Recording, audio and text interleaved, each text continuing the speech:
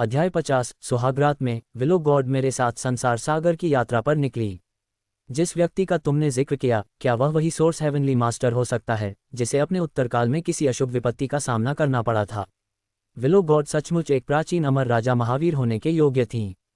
उन्होंने लाल बालों वाले उस व्यक्ति की पहचान सीधे ही भांप ली। मैं निश्चित नहीं हूं। उस समय उसकी स्थिति बेहद अस्थिर थी और जब उसे विचलित किया गया तो वह शून्य क्षेत्र में उस लाल बालों वाले व्यक्ति से हुई भेंट को याद करते हुए शिशियू को आज भी वह दृश्य अजीब लगता था, लेकिन वह नहीं जानता था कि एक अमर राजा की दृष्टि में ये कितनी महान अवसर अपॉर्चुनिटी था। केवल उसका हेवनली डाउट ट्रेजर बॉडी ही ऐसी वस्तु को पकड़ सकता था जो समय और स्थान की सीमाओं से मुक्त हो और पूरे ब्रह्मांड के सबसे महान अवसर से जुड़ सकता था। यही कारण था कि ऊपरी लोक की इतनी सारी महान शक्तियां उसे पाने के लिए सिर फोड़ रही थीं। हेवनली डाउट ट्रेजर बॉडी, यदि उससे डाउ सहचर डाउ कंपेनियन का संबंध स्थापित किया जाए तो कोई अमर शरीर प्राप्त कर सकता है, साथ ही 9 स्वर्ग और 10 पृथ्वियों के सबसे महान अवसर से जुड़ सकता है। लॉर्ड विलो गॉड, विवाह भोज तैयार है क्या आप दोनों? जैसे ही कोई व्यक्ति उस दृश्य को याद करने में डूबा हुआ था, गांव के बुजुर्ग मुखिया मुस्कुराते हुए पास आए। उनके हाथ में एक लाल घूंघट था। वह बिल्कुल नया था, हालांकि यह मनुष्यों की परंपरा थी, पर विलो गॉड इसकी आदी हो चुकी थीं। सादगी ही श्रेष्ठ है। इस बदमाश को बाहर ले जाओ। मैं कहाँ जा रहा हूँ? बदमाश, क्या तुम्हें नियम नहीं पता? सुहागरात पर हमारे शी गांव की परंपरा मत तोड़ो। शिशियू अब भी थोड़ा भ्रमित था। गांव के मुखिया ने गुस्से में उसका कान पकड़ा और उसे घसीटते हुए ले गए। असल में इसमें उसका कोई दोष नहीं था। गांव का मुखिया नहीं जानता था कि उसके सामने खड़ा ये युवक वास्तव में एक ट्रांसमाइग्रेटर था, वह भी सिस्टम वाला। लेकिन थोड़ी सोच विचार के बाद शिशियू को समझ आ गया। सुहागरात पर पुराने नियमों के अनुसार दूल्हा दुल्हन को अलग रखा जाता है। शुरू से ही साथ चिपक जाएं, ये कैसे ठीक होगा? तब तो बाद में सुहाग कक्ष का अर्थ ही क्या रह जाएगा? बहन आज बहुत सुंदर लग रही हैं। विलो गॉड इतनी सुंदर थी कि उनका श्रृंगार करने वाली गांव की लड़कियां तक स्तब्ध रह गईं। अंत में उन्हें युनशी से मदद मांगनी पड़ी। छोटी बहन, चिंता मत करो, अगली बारी तुम्हारी ही है। मुझे उस अग्नि देश की राजकुमारी ज्यादा पसंद नहीं। विलो गॉड सच ही कह रही थीं। उनके सामने खड़ी ताइगू दिव्य पर्वत की संत कन्या की तुलना में हुलिंग और अब भी एक छोटी लड़की थी। ऊपर से अग्नि देश में नियम बहुत ज्यादा थे, जिससे वर चुनना बेहद झंझट भरा था, और ताइगू दिव्य पर्वत स्पष्ट रूप से चाहता था कि यही संत कन्या शिशियू की डाउ सहचर बने। इसलिए जैसे ही उन्हें यहाँ की स्थिति पता चलती, वे निश्चित रूप से हरी झंडी दे देते। इस दृष्टि से देखें तो युनशी का मामला कहीं अधिक सरल था। बहन, हुलिंग और मैं पहले ही हे तुम दोनों छोटी लड़कियां अपने मामले खुद सुलझाओ। वैसे भी मैं तुम दोनों को अपनी छोटी बहनें मानती हूँ। आज विलो गॉड की सुहागरात थी। ये पूर्व अमर राजा महावीर मानो अचानक ही एक युवती के हृदय में लौट आए हों। उनकी आंखों में हल्की सी प्रतीक्षा भी झलक रही थी। यह एक काफी शोरगुल वाला विवाह भोज था। ये भी शी गांव की परंपरा थी। लगभग हर पुरुष पूरी तरह नशे में था और महिलाएं भी कुछ कम नहीं थीं। यदि शिशियू ने अपने 10 स्वर्गीय मार्गों को खोलकर शराब को भीतर संग्रह न किया होता, तो आज वह निश्चित ही गांव के उन हटे कट्टे लोगों से हार जाता। ये लोग जानबूझकर ऐसा कर रहे थे क्योंकि गांव की बली आत्मा सैक्रिफिशियल स्पिरिट अब इसी बदमाश से विवाह करने वाली थी। ईर्ष्या, जलन और घृणा। पर वे यह नहीं जानते थे, ये सुहागरात बिल्कुल अलग होने वाली थी। जब एक व्यक्ति लड़खड़ाते हुए घूंघट उठाने पहुंचा, तो उसने अचानक बिस्तर पर एक संरचना गठन फॉर्मेशन देखी। यह बदमाश, मन को एकाग्र करो और मेरे पीछे दोहराओ। पता चला कि विलो गॉड आज रात यह अनुभव बहुत कुछ वैसा ही था जैसा बाइडुआन पर्वत पर हुआ था। तब शिशियू अनजाने में उस क्षेत्र में प्रवेश कर गया था और सामने खड़े लाल बालों वाले व्यक्ति से उसका कोई प्रत्यक्ष संपर्क नहीं था। दोनों एक दूसरे को इशारों में समझाने की कोशिश कर रहे थे। शायद कोई भी नहीं जानता था कि दूसरा क्या कह रहा है। बस एक जादुई अनुभव ही कहा जा सकता था। लेकिन इस बार सब कुछ बिल्कुल अलग था।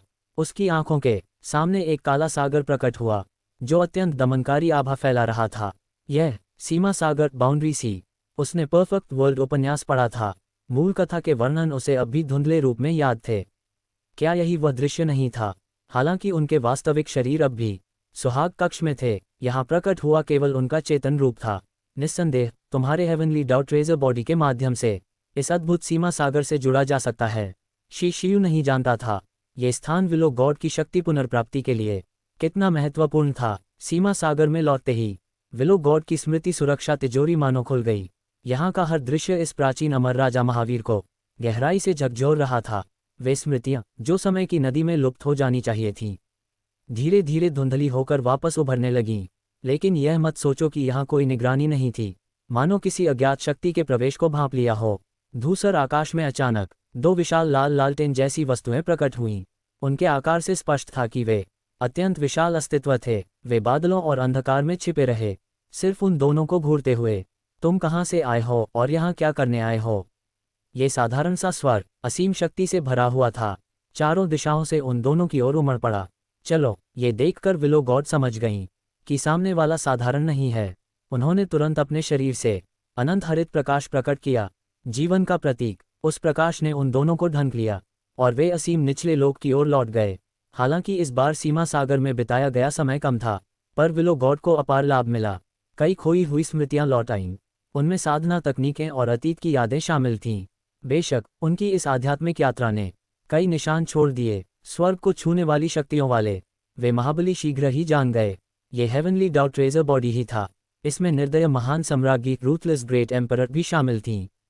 लेकिन वह आश्चर्यचकित थीं कि शिशियू इतनी जल्दी ऊपरी लोक से जुड़ सका। वह बदमाश इतनी जल्दी ऊपरी लोक तक पहुंच गया। क्या विलो गॉड ने उसका हेवनली डाउ ट्रेजर बॉडी सक्रिय कर दिया? निश्चित ही उनकी भावना शुभ ही थी।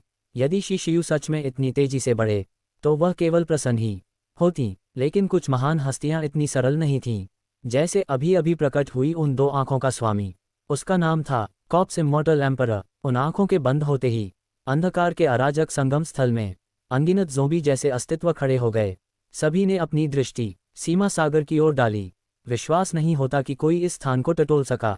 आखिर वह कौन है? क्या हमने तब अपनी साधना स्वयं नहीं काट दी थी और अंधकार तूफान नहीं रचा था, सिर्फ एक महान अवसर की प्रतीक्षा के लिए?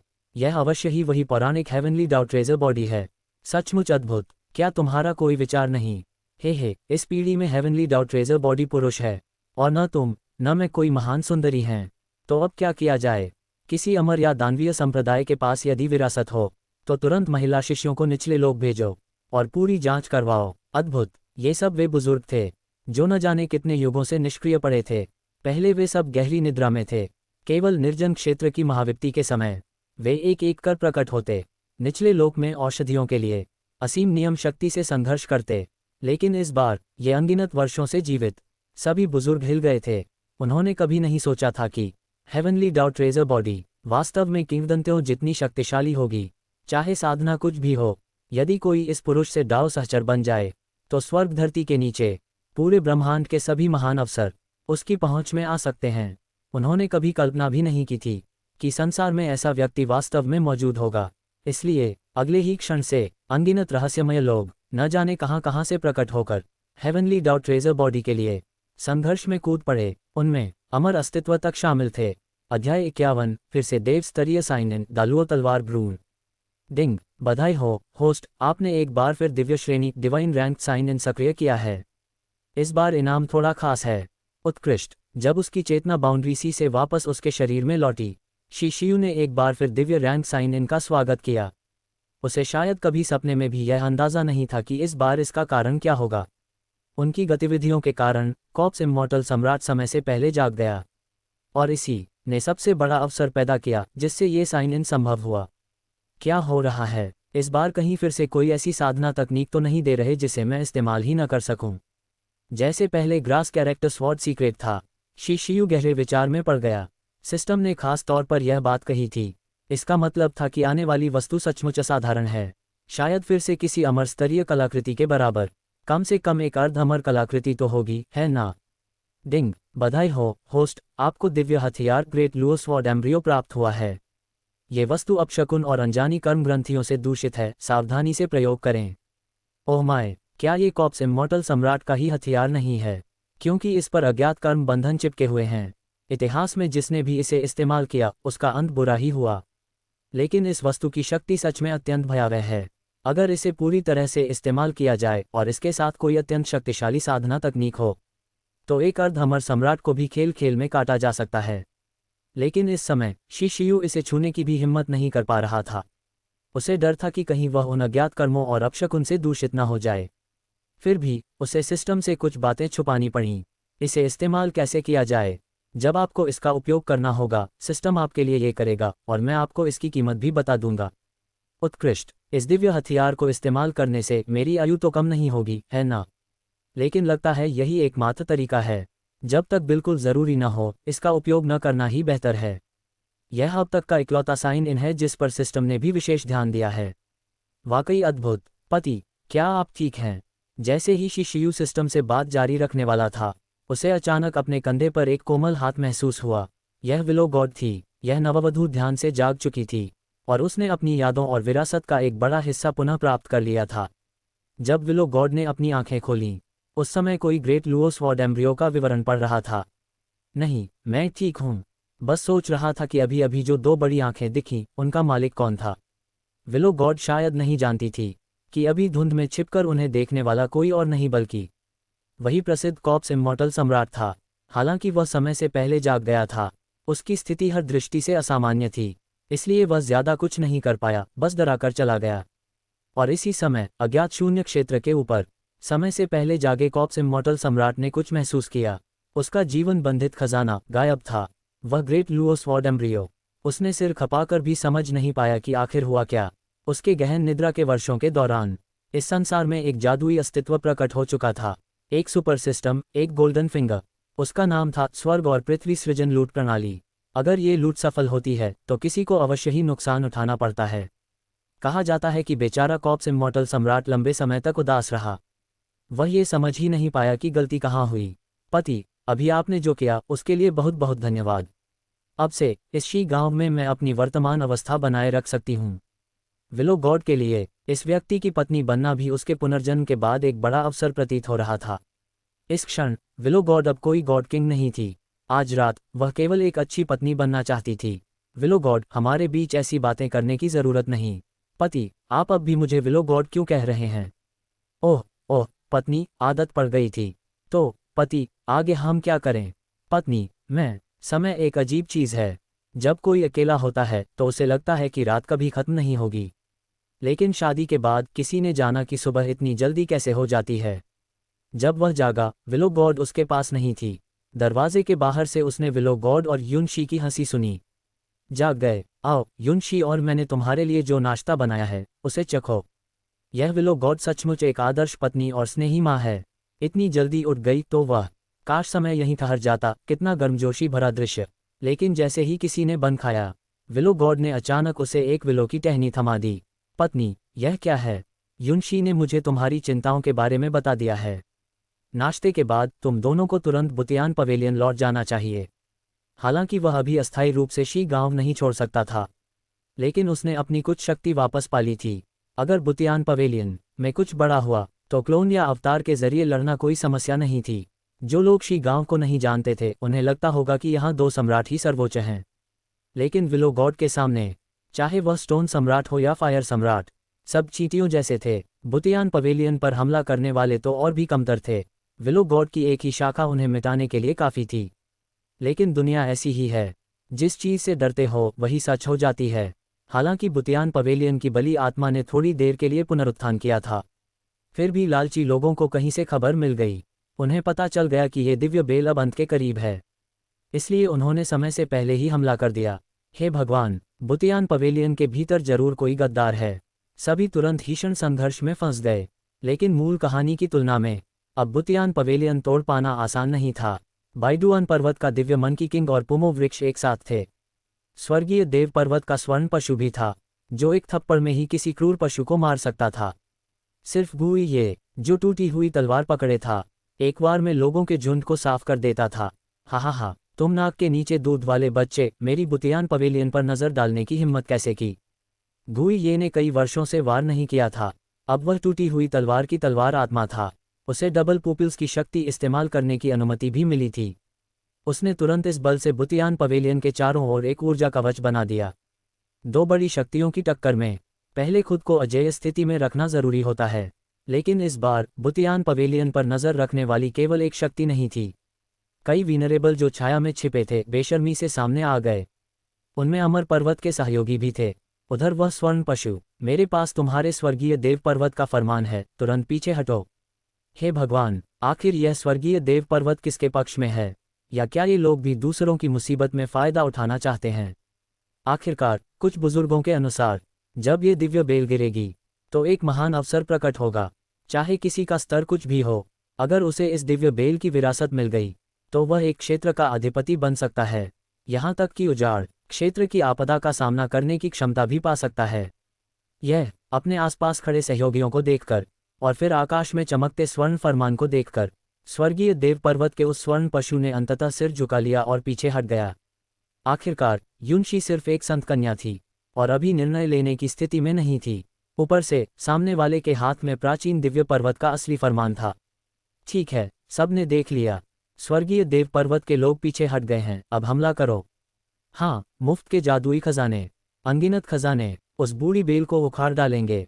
हा, हमला। हालांकि बुतियान पवेलियन ने इस बार अलग तैयारियां की थीं, लेकिन लुटेरों और क्रूर पशुओं की भीड़ के सामने वह फिर भी कुछ अकेला सा लग रहा था। मैं देखना चाहता हूं कि कौन आने की हिम्मत करता है। जब तक शी हाओ यहाँ है, मैं किसी को भी बुतियान पवेलियन पर नजर डालने नहीं दूंगा। इस क्षण शी हाओ मानो सभी समय रेखाओं को फिर से पुराने स्थान पर ले आया हो। लेकिन क्या इस बच्चे की 9 गुफा स्वर्ग शक्ति सच में बाहर खड़ी हजारों की सेना को रोक पाएगी? और क्या उसका बड़ा भाई शी शियू समय पर वापस पहुंच पाएगा? अध्याय 52 बुतियान पवेलियन पर हमला। शी शियू क्रोधित। शी दागे, आपने फिर से तूपो ब्रेक थ्रू कर लिया। युनशी को सबसे ज्यादा हैरानी इस बात की थी कि कोई व्यक्ति रातों रात हुआ लिंग क्षेत्र हुआ लिंग रेल्म तक पहुंच गया। उसे उम्मीद नहीं थी कि विलो गॉड के साथ रहने से इतना बड़ा लाभ मिलेगा। लेकिन इस लड़की को नहीं पता था, कल रात शी शियू ने वास्तव में लगातार 2 स्तरों पर प्रगति की थी। पहले 10 स्वर्गीय मार्ग 10 हेवनली पैसेजेस का विलय हुआ और उसके बाद ही वह हुआ लिंग क्षेत्र में प्रवेश कर पाया। बेशक ये दोनों ही विलो गॉड की मदद से पूरे हुए। उसे जरा भी बाधा बॉटलनेक का सामना नहीं करना पड़ा। विलो गॉड के लिए ये बिल्कुल भी बड़ी बात नहीं थी। लगता है अगली बार जब शी हाओ हुआ लिंग क्षेत्र में तूपो करेगा तो उसे भी अपनी पत्नी से मदद मांगने वापस आना पड़ेगा।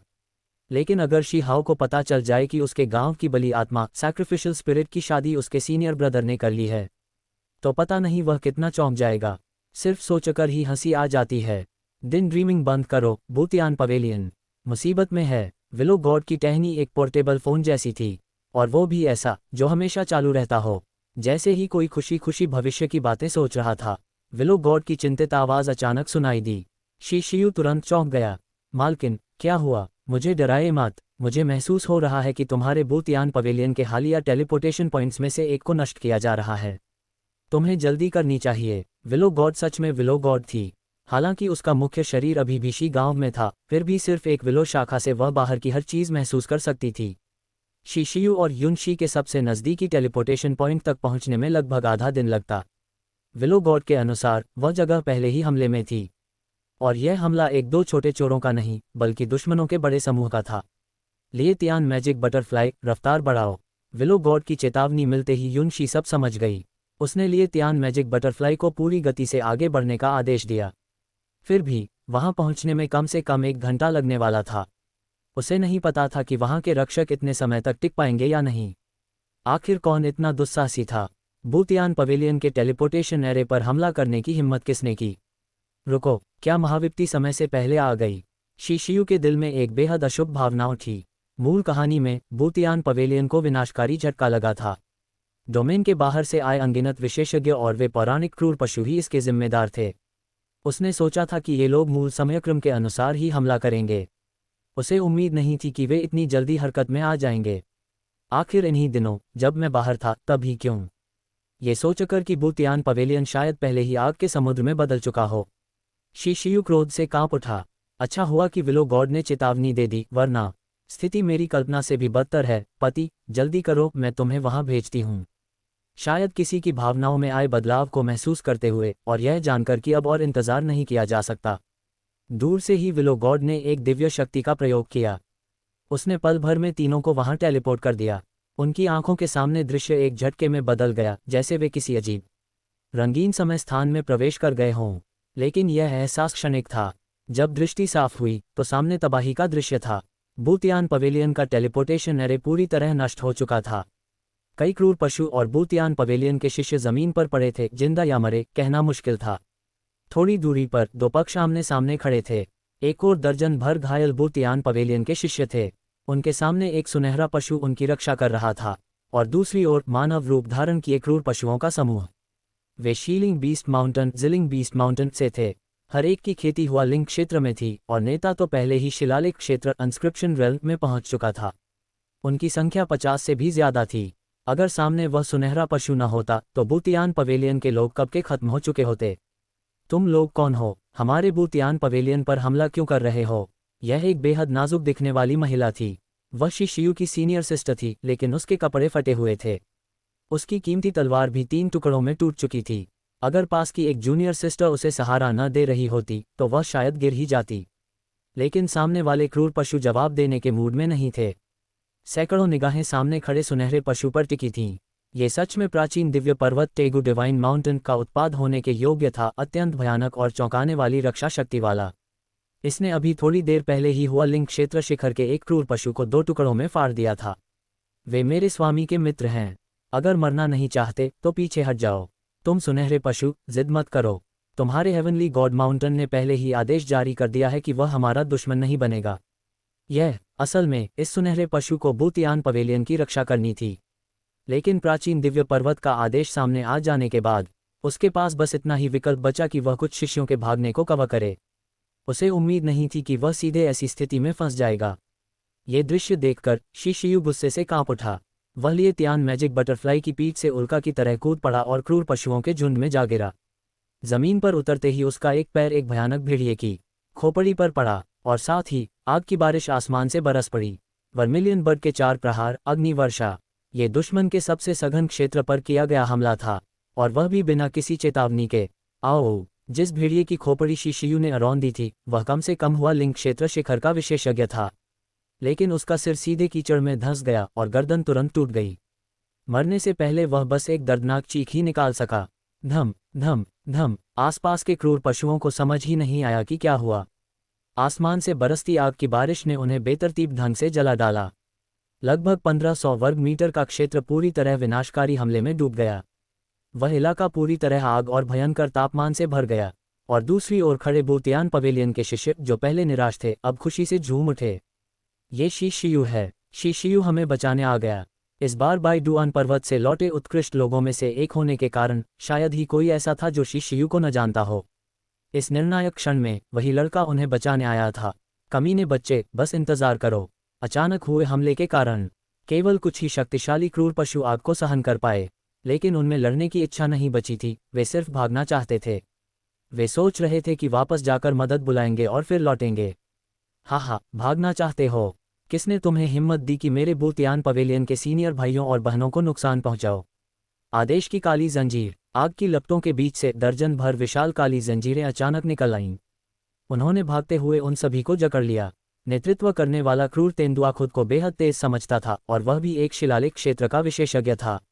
भागने से पहले उसने पीछे मुड़कर एक क्रूर वाक्य भी कहा, लेकिन उसे तुरंत पछताना पड़ा, क्योंकि जैसे ही उसने पीछे देखा 2 काली जंजीरें उसकी ओर लपक रही थीं। वह कुछ समझ पाता उससे पहले ही आदेश की काली जंजीरों ने उसके हाथ पैर और धड़ जकड़ लिया। ये तो नियम की शक्ति है। यह आदेश की काली जंजीरें हैं। ये दृश्य देखकर वह तेंदुआ डर से कांप उठा। वह वाक्य पूरा भी नहीं कर पाया। जंजीरें सिकुड़ गईं और उस शिकार को सीधे चूर्ण में बदल दिया। पॉप! ऐसा लगा जैसे पॉपकॉर्न फूट रहा हो। उस क्रूर पशु का इस दुनिया में कोई निशान तक नहीं बचा, और बाकी बदकिस्मत लोग भले ही बहुत दूर भाग गए हों, लेकिन वे आदेश की काली जंजीरों से कैसे बच पाते? पूरा घटनाक्रम 10 सेकंड से भी कम समय में समाप्त हो गया। दर्जनों क्रूर पशु पल भर में मिटा दिए गए, और आग की लपटों के बीच एक आकृति धीरे धीरे उठी। वह सुनहरी थी। वह था अमर स्वर्ण शरीर। हे भगवान! इस पूरी कौशल श्रृंखला ने आसपास खड़े सभी लोगों को स्तब्ध कर दिया। यहाँ तक कि हेवनली गॉड माउंटेन से आया वह सुनहरा पशु भी हैरानी से मुंह खोले रह गया। उसका जबड़ा लगभग गिर ही गया। युनशी के पास आकर उसे थपथपाने के बाद तभी जाकर वह होश में आया। मास्टर को प्रणाम, मैं बूतियान पवेलियन की सही तरह रक्षा नहीं कर पाया। Heavenly God mountain. सामने युनशी को देखकर उस सुनहरे पशु की आंखें दुख से भर गईं। अध्याय 53। जो भी बूतियन पवेलियन का अपमान करेगा उसे बिना दया के मार दिया जाएगा। जूनियर ब्रदर शिशियू, मेरी जान बचाने के लिए धन्यवाद। सीनियर ब्रदर्स और सीनियर सिस्टर्स, आखिर हुआ क्या? संप्रदाय पर बाहरी विशेषज्ञों और क्रूर दानव पशुओं ने हमला कर दिया। बूतियन पवेलियन की स्थिति का जिक्र होते ही सभी लोग फूट फूट कर रोने लगे। शायद अब पूरा बुतियन पवेलियन आग के समंदर में डूब चुका था। ये लोग पूरी तैयारी के साथ आए थे। बाहरी क्षेत्र से जिन जिन दुश्मनों की कल्पना की जा सकती थी वे सभी आ पहुंचे थे। यहाँ तक कि अग्नि सम्राट स्वयं प्रकट हुए, फिर भी उन्हें रोका नहीं जा सका। अगर शीशु से सामना न हुआ होता तो ये सभी निश्चित रूप से मर चुके होते। स्थिति कल्पना से भी कहीं ज्यादा गंभीर थी। पता नहीं वे इसे संभाल भी पाएंगे या नहीं। विलो गॉड, क्या आप मुझे वहां पहुंचा सकती हैं? ऐसा दृश्य देखकर शीशु स्वाभाविक रूप से लौटने के लिए बेचैन हो उठा। लेकिन आगे का रास्ता बेहद खतरनाक था, वह युनशी को जोखिम में नहीं डाल सकता था। शिलोंग, मैं युनशी, कृपया इन सीनियर ब्रदर्स और सीनियर सिस्टर्स की देखभाल करना। मैं जल्दी लौटूंगा। लेकिन क्या तुम्हें अपने पति की ताकत पर भरोसा नहीं है? मैं युनशी, चिंता मत करो, मैं अभी भी यहाँ उसकी रक्षा कर रही हूँ। कोई उसे नुकसान नहीं पहुंचा सकता। जब युनशी कुछ ज्यादा ही अड़ी हुई थी, विलो गॉड की आवाज गूंजी। सही कहा, विलो गॉड के रहते कौन उसे नुकसान पहुंचा सकता था? ये सुनकर युनशी ने अनिच्छा से उसका हाथ छोड़ दिया, लेकिन उसकी आंखों में झलकती चिंता छिपी नहीं रह सकी। अच्छी रहो, मैं जल्द वापस आऊंगा। पता नहीं उसे यह साहस कहाँ से मिला। शीशु ने सीधे उस सुंदरता को गले लगा लिया और युनशी आज्ञाकारी ढंग से उसकी छाती से सिर टिका गई। हालांकि दोनों का अभी औपचारिक विवाह नहीं हुआ था, लेकिन उनके दिल पहले ही एक दूसरे से जुड़ चुके थे। अविभाज्य स्वूश। अगले ही पल हरी रोशनी चमकी। विलो गॉड ने कार्रवाई की। शीशु पल भर में गायब हो गया। आसमान की ओर शून्य में ताकती हुई केवल युनशी रह गई। अगले ही क्षण उस संत युवती ने एक निर्णय लिया। मेरे नाम पर मैं स्वर्गीय देव पर्वत से सहायता मांगूंगी। उनसे कहो कि लोग भेजें, वरना उन्हें स्वर्गीय दाव का खजाना शरीर नहीं मिलेगा। हम्फ। प्राचीन देव पर्वत के पहले के रवैये को लेकर ये संत युवती भी बेहद क्रोधित थी। एक और वे हर संभव तरीके से स्वर्गीय दाव खजाना शरीर को रिझाने की कोशिश कर रहे थे। अब जब शीशु के संप्रदाय पर संकट आया, तो क्या वे अब भी तमाशा देखना चाहते थे? दूसरी ओर विलो गॉड ने पूरी कोशिश की, लेकिन वह शीशु को केवल बुतियन पवेलियन के बाहरी क्षेत्र तक ही पहुंचा सकी। पति, प्राचीन रूनों की रुकावट के कारण आगे का रास्ता तुम्हें खुद ही तय करना होगा। कोई बात नहीं। कुनपेंग दिव्य तकनीक। आसमान को देखते हुए जो नए साल की आतिशबाजी जैसा लग रहा था। शीशु समझ गया कि आगे की लड़ाई अपने चरम पर पहुंच चुकी है। जल्द ही उसके पीछे सुनहरे पंख फैल गए और वह रून बाधा को पार करता हुआ मुख्य युद्ध क्षेत्र की ओर उड़ गया।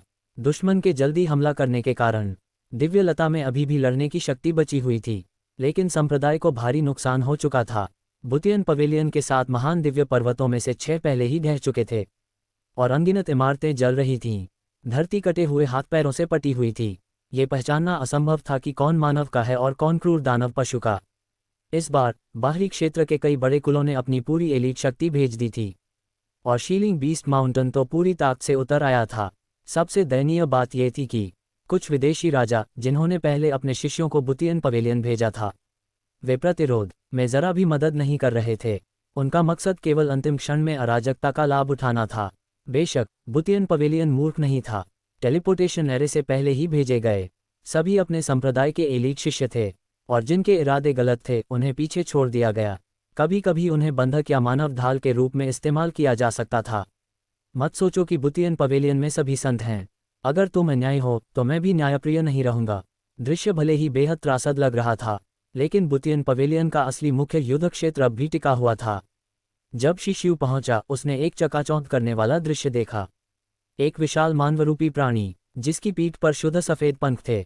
ये प्राणी बलि आत्मा पर हमला करना चाहता था, लेकिन उल्टा सीधे मार गिराया गया। लंबी दिव्य लता ने उसके शरीर को आर पार भेद दिया और 5 रंगों वाला द्रव तने से नीचे बहने लगा। उसमें अद्भुत दिव्य आभा थी जो धीरे धीरे लता द्वारा सोख ली गई। यह एक अंधविश्वासी सर्वोच्च विशेषज्ञ था। उसे लगा था कि दिव्य लता अपनी सीमा पर है, लेकिन ये तो सुअर बनकर शेर को खाना निकला। हालांकि इस समय दिव्य लता भी लगभग टूट चुकी थी। अगर घुई ये टूटी हुई तलवार लेकर अगली लहर के हमलों को न रोकता, तो शायद लता पर लटकता हरा लौकी भी न बच पाता। लड़के, आखिरकार तुम लौट ही आए। इस तथाकथित गुरु पर तिरछी नजर डालते हुए घुई ये तुरंत टूटी हुई तलवार में लौट गया। वह पहले ही थक चुका था और जैसे ही उसके स्वामी लौटे, दिव्य बंदर राजा कंधे पर फरबॉल लटकाए सीधे कूद पड़ा और उसके लंबे भाले पर एक विशाल कौए का पंख भेदा हुआ था। खैर ठीक है, हाँ मालिक, आप आखिर आ ही गए। अभी मैंने कई सपाट पंख वाले जानवर मार डाले, मजा आ गया। क्या ये लड़ाई का पागल है? नहीं, एक पागल बंदर, और वह पुमो वृक्ष। यह आदमी शक्तिशाली दानव पशुओं को तो हरा नहीं सका, लेकिन उसने कमज़ोर बच्चों के एक समूह को भ्रमित कर दिया, और वे आपस में ही एक दूसरे को काटने लगे। आह! हालांकि शी हाओ ने जल्दी ही उन्हें गिरा दिया। हे भगवान, ये तालमेल काफ़ी शानदार है। बड़े भाई, आप लौट आए। शी शियू को देखते ही नौसिर वाला सिंह कहीं से कूद पड़ा, और उसकी पीठ पर एरतुजी सवार था, और शी हाओ दाहोन के साथ थोड़ी देर बाद उड़ता हुआ आ गया। जल्द ही उन्होंने एक मुख्य युद्ध घेरा बना लिया। तुम सब ठीक हो? इन भाइयों को देखते हुए, जो कमोबेश घायल थे, शी शियू का दिल क्रोध से भर गया। और तभी आकाश में दो विशालकाय आकृतियां प्रकट हुईं।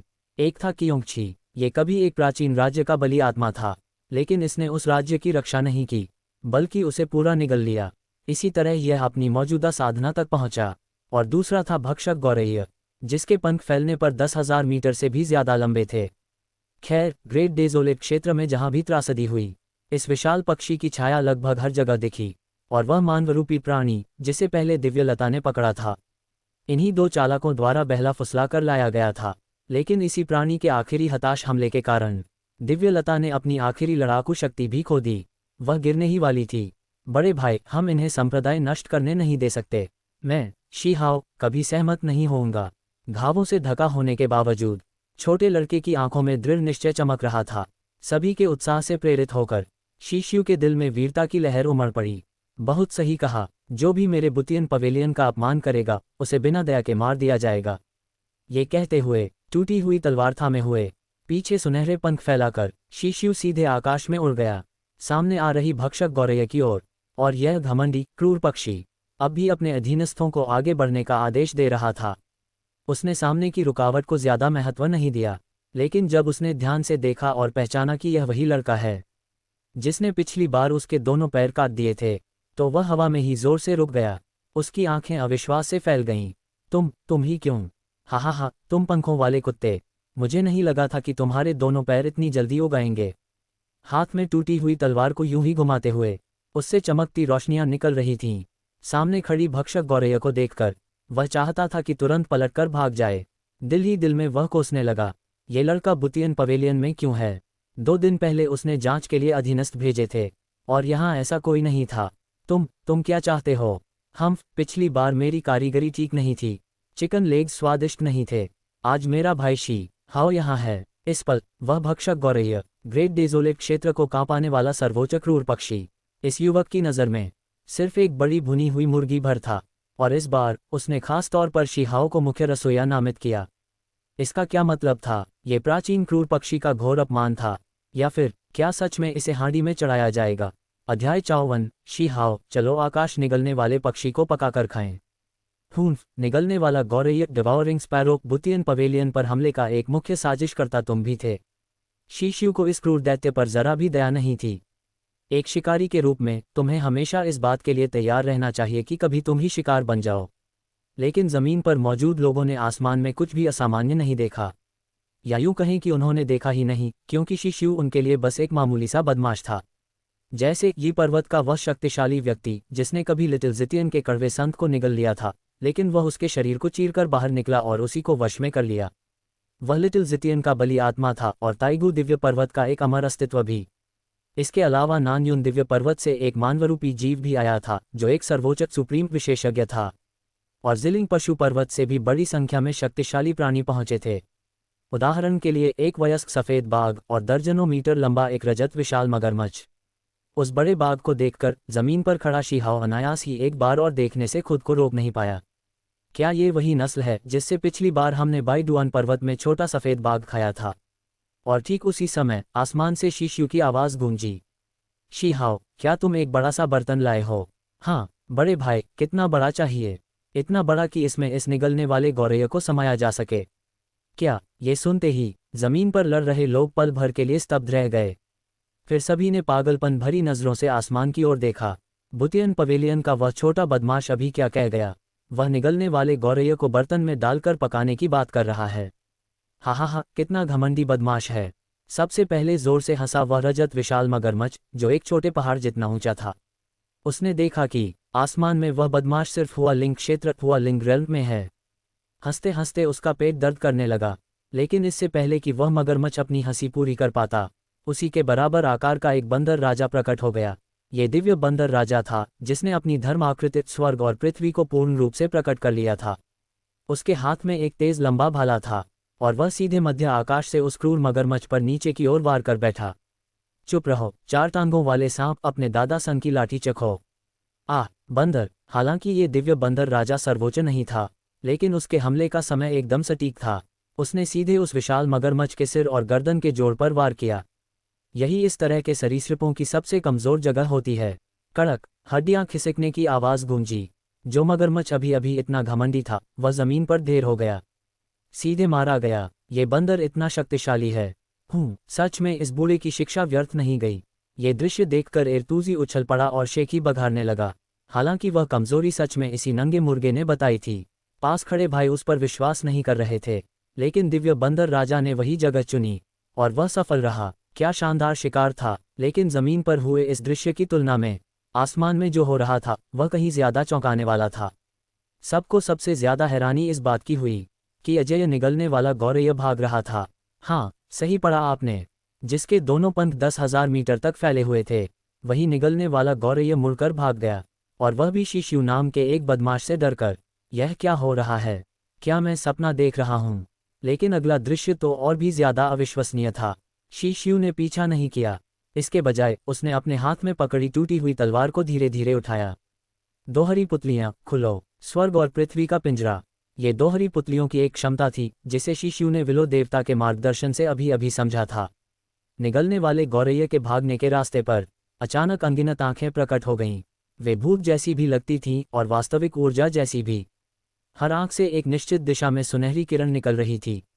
हजारों हजारों किरणें मिलकर आसमान में एक विशाल सुनहरा पिंजरा बुन रही थीं। सबकी आंखों के सामने निगलने वाले गौरैया के पास भागने की कोई जगह नहीं बची।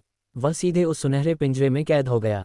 चाहे वह जितना भी पंख फड़फड़ाए या अपने पंजों और चोंच से हमला करे, वह पिंजरा टूट नहीं पाया। बदमाश, मुझे छोड़ दो, मैं अपनी जान के बदले बहुत सारे जादुई खजाने दे सकता हूँ। ये दृश्य देखकर निगलने वाले गौरैया को समझ आ गया कि आज वह बच नहीं पाएगा। अब उसके पास बस एक ही रास्ता था, अपनी जान बचाने की कोशिश करना, ताकि भविष्य में बदला लेने का मौका मिल सके। लेकिन क्या शिशु मानता? वह पहले ही अपने छोटे भाई से बर्तन लाने को कह चुका था। वह इन विदेशी विशेषज्ञों और क्रूर दैत्यों के सामने निगलने वाले गौरैया का सिर काटकर उसे पकाकर खाने वाला था। ये सचमुच पागलपन की हद थी। अधिकांश आक्रमणकारी अविश्वास से आसमान की ओर देखते रह गए। यह क्या मजाक है? एक प्राचीन क्रूर दैत्य जिसकी शक्ति सर्वोच्च स्तर तक पहुंच चुकी थी, वह एक हुआ लिंग क्षेत्र के बदमाश द्वारा कैद हो गया, और अब वह दया की भीख मांग रहा है। ये बदमाश आखिर आया कहाँ से? इससे पहले कि लोगों के सवाल शांत होते, आसमान में शिशु ने धीरे धीरे अपनी टूटी तलवार उठाई। घुई ये लगातार अपनी आत्मा शक्ति जला रहा था और टूटी तलवार में नीली ज्वाला ऊर्जा भर रहा था। हे भगवान, क्या ये कोई दिव्य अस्त्र है? आसमान में इसकी चमक इतनी तेज थी कि पूरा बुतियन पवेलियन ढक गया। घास शब्द, तलवार, रहस्य, कहने को कुछ नया नहीं। वही चाल, वही दृश्य, लेकिन इस बार तलवार की धार सिर्फ 2 मुर्गे की टांगों पर नहीं थी। इस बार उसका लक्ष्य था निगलने वाले गौरैया की गर्दन। अगले ही पल पूरी तरह बंधा हुआ निगलने वाला गौरैया एक प्राचीन दुख भरी चीख निकाल बैठा।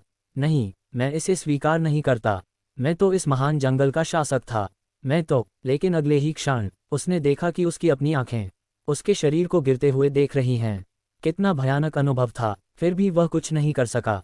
टूटी तलवार पहले ही बेहद शक्तिशाली थी, अब उस पर घास शब्द, तलवार, रहस्य और गुइये की जन्मजात नीली की सब एक साथ। एक मामूली निगलने वाला गौरैया क्या चीज है? सबकी आंखों के सामने उसका सिर साफ सुथरे ढंग से कट गया। विशाल सिर जमीन पर गिरा और कई बार लुढ़कने के बाद रुका। तभी सबको समझ आया कि सच में क्या हुआ है। हम जीत गए। बड़े भाई जिंदाबाद। गुरु, युद्ध देवता। एक पल में 2 बिल्कुल विपरीत दृश्य उभर आए। एक और बुतियन पवेलियन के शिष्य खुशी से झूम उठे। जो मनोबल पहले बिखरा हुआ था, वह पल भर में आसमान छूने लगा। आखिरकार दुश्मन का एक नेता ऐसे ही मार दिया गया था। दूसरी ओर बाकी तथाकथित विशेषज्ञ और क्रूर दैत्य एक एक करके पीछे हटने लगे। अब कोई भी नहीं चाहता था कि वह निगलने वाले गौरैया के साथ नीचे जाए, लेकिन कोई खुश था तो कोई परेशान। इस समय सबसे ज्यादा सिरदर्द शीहाव को हो रहा था। वह निगलने वाले गौरैया की लाश के पास जाकर छाती पीटने और पैर पटकने लगा। बड़े भाई, ये बहुत बड़ा है, एक बर्तन में नहीं समाएगा। मेरे पास इतने बर्तन नहीं हैं। इस लड़के की सोच वाकई अलग ही है। बाकी लोगों जैसा सोचता ही नहीं। ठीक तभी एक जानी पहचानी स्त्री आवाज गूंजी, हे तुम्हें बड़ा बर्तन चाहिए, इस राक्षसी लड़की के पास एक है। क्या कोई खुद को राक्षसी कह रही है? नहीं, यह आवाज तो। कुछ गड़बड़ समझकर शीशु ने तुरंत ऊपर देखा। आसमान में कई पूंछों वाली एक सुंदर लड़की तैर रही थी। वह होंठ भींचकर मुस्कुरा रही थी। साफ था वह तमाशा देखने आई थी, और उसकी नज़र और लहजे से शीशु समझ गया कि वह कौन है। मैंने बाईडुआन पर्वत में तुम्हारी बहन की आध्यात्मिक देह काट दी थी, फिर भी तुम शरारती छोटे भाई, अब भी यह बात उठाने की हिम्मत है? मैं तुम्हें काट ही लूंगी। ये कहते ही वह राक्षसी लड़की पल भर में सीधे शीशु के सामने आ गई। फिर उसने जमीन की ओर काली रोशनी फेंकी। धड़ाम! वह सच में एक विशाल बर्तन था। अध्याय 55 जिएतियन संप्रदाय की लोमड़ी कन्या फिर प्रकट। तुम बड़े स्नेही हो। तुम क्या करोगे? मुस्कुराती हुई वह स्त्री धीरे धीरे उसकी ओर उड़ती हुई आ रही थी। शीशु की आंखों में मानो झिझक झलक रही थी। दूसरों को स्वर्गीय लोमड़ी कन्या की मुस्कान मोहक लग सकती थी, लेकिन शीशु की नज़रों में वह मुस्कान छिपे हुए खंजर जैसी थी। आखिरकार बाईडुआन पर्वत में उसी ने इस स्त्री के आध्यात्मिक शरीर को काट दिया था। तो फिर बुतियान मंडप के जीवन मरण के इस क्षण में ये स्वर्गीय लोमड़ी कन्या क्यों प्रकट हुई? क्या मौके का फायदा उठाने, समय पर सहायता देने, या फिर मौजूद सभी लोग विभिन्न संप्रदायों के महाविशेषज्ञ थे? कुछ ने तुरंत ही इस सेलेस्टियल फॉक्स फेरी को पहचान लिया। पहले कुछ लोग निगलने वाली गौरैया डिवॉरिंग स्पैरो का बदला लेने की बातें कर रहे थे, लेकिन ये दृश्य देखते ही किसी में भी हिलने की हिम्मत नहीं रही। वह इंटरसेप्टिंग हेवन संप्रदाय की संत है। हाँ, मैंने भी उसे देखा है। वह स्काई फॉक्स कबीले की उत्तराधिकारी है। ये दानवी औरत क्या चाहती है? क्या वह भी इसमें दखल देना चाहती है? बकवास मत करो, क्या तुम्हें जीना नहीं है? बिल्कुल, इंटरसेप्टिंग हेवन संप्रदाय से पंगा नहीं लिया जा सकता, सब चुप रहो। हालांकि इस स्काई फॉक्स स्त्री की शक्ति मैदान में सबसे ऊंची नहीं थी, लेकिन उसका पृष्ठभूमि अत्यंत विशाल था। पूरे महान वन्य प्रदेश ग्रेट डेसोलेट में कोई भी उसे उकसाने की हिम्मत नहीं करता था। और टूटी हुई तलवार पकड़े वह युवक भी बेहद अजीब था। वह निगलने वाली गौरैया को तक मार सकता था। क्या ये संभव है कि स्वर्गीय लोमड़ी संत ने चुपके से मदद की हो? अरे छोटे युवा स्वामी इतनी जल्दी अपनी दासी को पहचान नहीं पाए। ये तो मुझे बहुत दुखी कर गया। हे भगवान, क्या इतनी मोहक आवाज़ ज़रूरी थी, और वह भी सबके सामने, दिन दहाड़े? ये वाक्य सुनते ही किसी की बाहों में लिपटी विलो देवी की आवाज़ विलो शाखा से आई। स्काई फॉक्स कबीला, पति, क्या तुम उसे जानते हो? बस, विलो देवी ने देख लिया। अब तो मुसीबत तय है। अभी अभी शादी हुई है और उधर एक छोटी लोमड़ी आकर उलझ रही है। क्या यही किस्मत है? स्वर्गीय लोमड़ी पवित्र कन्या को प्रणाम। कोई उपाय नहीं था। शत्रु और मित्र दोनों पक्षों के इतने लोगों के सामने शीशु को औपचारिकता निभानी ही पड़ी। लेकिन ये सुनकर सामने खड़ी स्काई फॉक्स स्त्री साफ तौर पर असंतुष्ट दिखी। तुम बड़े निर्दयी हो। पिछली बार मैंने अपने आध्यात्मिक शरीर से तुम्हें परेशान किया, वह मेरी गलती थी, लेकिन इस बार बस। इस छोटी लोमड़ी ने स्काई फॉक्स कबीले के आकर्षण को पूरी तरह दिखा दिया। हर भाव, हर मुस्कान, वह लाड़ भरी आवाज़, मानो कोई पत्नी अपने पति के सामने नखरे कर रही हो। क्या इन दोनों के बीच वाकई इतना करीबी रिश्ता है? ये दृश्य देखकर इंटरसेप्टिंग हेवन संप्रदाय की पृष्ठभूमि जानने वाले कई दिग्गज पहले ही कांपने लगे। वे भेड़ियों के झुंड की तरह थे जो बुतियान मंडप पर टूट पड़ना चाहते थे। लेकिन अगर सामने वाला इंटरसेप्टिंग हेवन संप्रदाय हो, तो सब कुछ दोबारा सोचना पड़ेगा। कौन किसे लूटेगा, ये कहना मुश्किल है। वे सभी ऊपरी लोक के दैत्याकार अस्तित्व थे। उंगली बढ़ाकर पूरे संप्रदाय को मिटा सकते थे। जो भी इंटरसेप्टिंग हेवन संप्रदाय को नाराज करे, 3 दिनों के भीतर एक भी जीवित नहीं बचेगा। जब शीशु बेहद असहज महसूस कर रहा था, तभी जमीन से शीहाओं की बढ़ा चढ़ाकर कही हुई आवाज आई, वाह, कितना बड़ा बर्तन है, लेकिन इतनी बड़ी निगलने वाली गौरैया भी शायद न समाये। कोई और बड़ा है क्या? ये छोटा शरारती न तो इंटरसेप्टिंग हेवन संप्रदाय की परवाह करता था, न बुतियान मंडप की। जब सब लोग असमंजस में थे, ये लड़का पहले ही अपने छोटे साथियों को लेकर गौरैया के पंख नोचने लगा था। हे देखो, तुम्हारा छोटा भाई तुमसे ज्यादा खुले दिल का है, तुम निर्दयी छोटे स्वामी। ये कहकर स्काई फॉक्स स्त्री ने अपनी पतली जैद जैसी उंगलियां हल्के से हिलाईं। जमीन पर रखा बड़ा बर्तन अचानक दोगुना हो गया।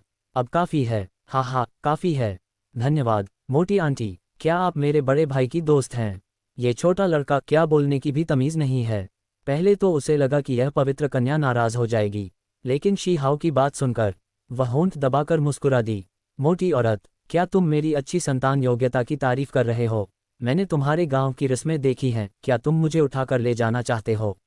हे भगवान, परफेक्ट वर्ल्ड की मूल कथा में अगर कोई स्त्री ऐसी थी जिसे जंगली स्वर्ग सम्राट भी काबू में नहीं कर पाया, तो वह यही थी। समयरेखा चाहे कितनी भी बदल जाए, इस स्वर्गीय लोमड़ी संत का स्वभाव जरा भी नहीं बदलता, मानो इस दुनिया में कोई भी पुरुष उसे पूरी तरह नियंत्रित नहीं कर सकता। वह पिछली बार बायदुआन पर्वत में जो हुआ था, जैसे ही शिशियू माफी मांगने की कोशिश कर रहा था, स्काईफॉक्स स्त्री एक झटके में उसके सामने प्रकट हो गई। उसने सीधे 3 उंगलियां बढ़ाकर उसका मुंह रोक दिया। बस अब कुछ मत कहो निर्दयी छोटे से, मैं तुम्हें कितना याद करती रही हूं। मैं निगलने वाली गौरैया का दिल और जिगर मेरे हैं, इसे मेरी क्षतिपूर्ति समझो। ये कहकर स्काईफॉक्स स्त्री फिर टेलीपोर्ट हुई और सीधे शी हाओ के पास पहुंच गई। उसने पास रखे मसालों को उत्सुकता से उठाया। ये देखकर शी हाओ घबरा गया। उसने झट से मसाले छीन लिए। उसे मत छुओ, ये सिचुआन मिर्च है, मैं गांव से बड़ी मुश्किल से थोड़ा सा लाया हूं, आज सब इस्तेमाल करूंगा। सिचुआन मिर्च? शिशियू, तुम्हारे पास इतना दिलचस्प छोटा भाई कैसे है? हम्फ, बड़ा भाई और मैं गांव में एक ही फटी पैंट पहनकर बड़े हुए हैं। ये शी हाओ सच में बिना फिल्टर का है। क्या ऐसी बातें भी कही जाती हैं? लेकिन ये दृश्य देखकर बुतियान मंडप को घेरने वाले सभी दैत्य और शक्तिशाली अस्तित्व स्तब्ध रह गए। उन्हें समझ नहीं आ रहा था, उस टूटी तलवार वाले युवक और इंटरसेप्टिंग हेवन संप्रदाय की इस संत के बीच क्या रिश्ता है। उनकी निकटता देखकर ये तो साधना साथी डाओ कंपेनियंस जैसे लग रहे थे। ये कैसे हो सकता है? तो फिर क्या अब भी लड़ाई होगी? अब बुतियान मंडप पहले ही खंडहर बन चुका था। उसके बुजुर्ग और पूर्वज बड़ी संख्या में गिर चुके थे। ऐसा लग रहा था कि वे भीतर घुसकर खजाना बांट सकते हैं। तो फिर ये दोनों अचानक आकाश से क्यों उतर पड़े? पहले वाला शिशियू संभालना आसान था, वह बस हुआलिंग क्षेत्र में था, ज्यादा से ज्यादा कुछ खजाने थे उसके पास। एक बार वे खत्म हुए उसकी मौत तय थी। लेकिन ये स्वर्गीय लोमड़ी पवित्र कन्या अलग थी। अगर उसके एक बाल को भी छुआ तो शायद लौटते समय तुम्हारा पूरा संप्रदाय ही मिट चुका होगा। स्वर्गीय लोमड़ी पवित्र कन्या, मैं कियोंगची हूँ, क्या आपसे कुछ बात कर सकता हूँ? आखिरकार एक दैत्य अपने आप को रोक नहीं पाया। अब बुतियान मंडप की दिव्य बेल पूरी तरह निर्बल हो चुकी थी। हर कोई महसूस कर सकता था वह मरने वाली है। जो भी उसका हरा लौकी हथिया ले, उसे महान सौभाग्य मिलेगा, शायद आने वाली महाविपत्ति से भी बच जाए। ये दिव्य बेल पहले अजेय थी, लेकिन प्राचीन युद्ध में उसे छिपी चोट लगी थी, इसलिए सबने हिसाब लगाया था। आज ये निश्चित रूप से नष्ट हो जाएगी। कियोंगची तैयार नहीं था, भले ही उसका मजबूत प्रतिद्वंद्वी निगलने वाली गौरैया मारा जा चुका था। वह फिर भी सामने खड़ी लोमड़ी से समझौते की कोशिश करना चाहता था। तुम मुझसे बात करना चाहते हो? जरूर, बर्तन में कूद जाओ, तुम्हें भी पकाकर खाऊंगी। ये छोटी लोमड़ी सच में निर्दयी थी। सबसे कोमल लहजे में सबसे भयानक शब्द कह रही थी। हालांकि निगलने वाली गौरैया और कियोंगची मुख्य आक्रमणकारियों में सबसे शक्तिशाली नहीं थे, फिर भी उनकी शक्ति शीर्ष 5 में जरूर गिनी जाती थी। निगलने वाली गौरैया पहले ही मारी जा चुकी थी। उसके पंथ बुतियान मंडप के लोगों ने इकट्ठा कर लिए थे। भविष्य में उनसे अनगिनत खजाने बनाए जा सकते थे, और उस बड़े बर्तन में कब पानी भर दिया गया किसी को पता नहीं चला। पंख रहित वह दैत्य पक्षी पहले ही डाल दिया गया था। हवा में हल्की सी मांस की खुशबू फैल चुकी थी। शी हाओ और उसके 2 छोटे साथी लगातार नीचे लकड़ियां डाल रहे थे, और बीच बीच में वे बड़ी सावधानी से अपने हाथों की सिचुआन मिर्च छिड़कते थे। जहां तक दा होंग और 9 सिर वाले सिंह की बात है, वे पहले ही बर्तन के चारों ओर बैठ चुके थे, लगातार लार टपका रहे थे। यह एक प्राचीन दैत्य था, पौराणिक निगलने वाली गौरैया। अगर वे इसका थोड़ा सा मांस भी खा लें तो मानो देवता बन जाएं। शायद केवल प्राचीन काल के महान शक्तिशाली अस्तित्व ही निगलने वाली गौरैया को हॉट पॉट में पकाने के योग्य थे। तुम? छोटी लोमड़ी का जवाब सुनकर कियोंगची आग बबूला हो गया, लेकिन बर्तन में पड़े अपने प्रतिद्वंद्वी को देखकर वह फिर भी गर्दन सिकोड़कर पीछे हट गया। अध्याय 56 आकाश निगलने वाला पक्षी बहुत दुबला है, अगर खाना कम पड़ गया तो क्या करें? ग्रैंडमास्टर मुयान, आप पहले आइए और स्वाद लीजिए। कहना पड़ेगा इस मामले में शे हाओ काफी आज्ञाकारी था। जैसे ही देवोरिंग स्पैरो निगलने वाले गौरैया की एक देग पककर तैयार हुई, उसने तुरंत अपने गुरु लेइजू को बुलाकर खाने के लिए आमंत्रित किया। बगल में खड़े बुजुर्ग श्योंग फेई ये देखकर तुरंत नाखुश हो गए और अपने चॉपस्टिक निकाल लाए। अरे छोटे बदमाश, इतना पक्षपात, अपने गुरु को बुलाया भी नहीं। कमाल है, लगता है शिशियू के दूर रहने के दौरान ये छोटा शरारती काफी अच्छा कर रहा था। इसने तो लेईफा बिजली की कला भी सीख ली। मानना पड़ेगा इस लड़के में भविष्य का वाइल्ड हेवन सम्राट बनने की थोड़ी बहुत क्षमता तो है ही। हालांकि इस दुनिया के सारे बड़े अवसर अब शिशियू ने ले लिए हैं, फिर भी इस छोटे बदमाश के नायक आभा को पूरी तरह नजरअंदाज करना मुश्किल है। आखिरकार वे भाई हैं, प्रतिद्वंद्वी नहीं। बदमाश, उम्मीद नहीं थी कि तुम्हारे पकाने के हुनर इतने अच्छे होंगे। जब बुतियान पवेलियन के लोग पास आए तो आकाशी लोमड़ी स्त्री ने भी संत की गरिमा की परवाह नहीं की। उसने सीधे सुनहरी चॉपस्टिक प्रकट की और देवोरिंग स्पैरो का दिल और जिगर उठा लिया। लगता है लोमड़ियों को ये चीज़ें खास पसंद होती हैं, जैसे फैंगशेन यानी देवताओं की नियुक्ति में 7 छिद्रों वाला अद्भुत हृदय। वह भी किसी लोमड़ी की नज़र में था, अपनी ही जाति के एक शक्तिशाली प्राणी को दुश्मन द्वारा उबालकर खाया जाता देख बुतियान पवेलियन पर हमला करने वालों के दिल में गहरी अपमान की भावना उमड़ पड़ी।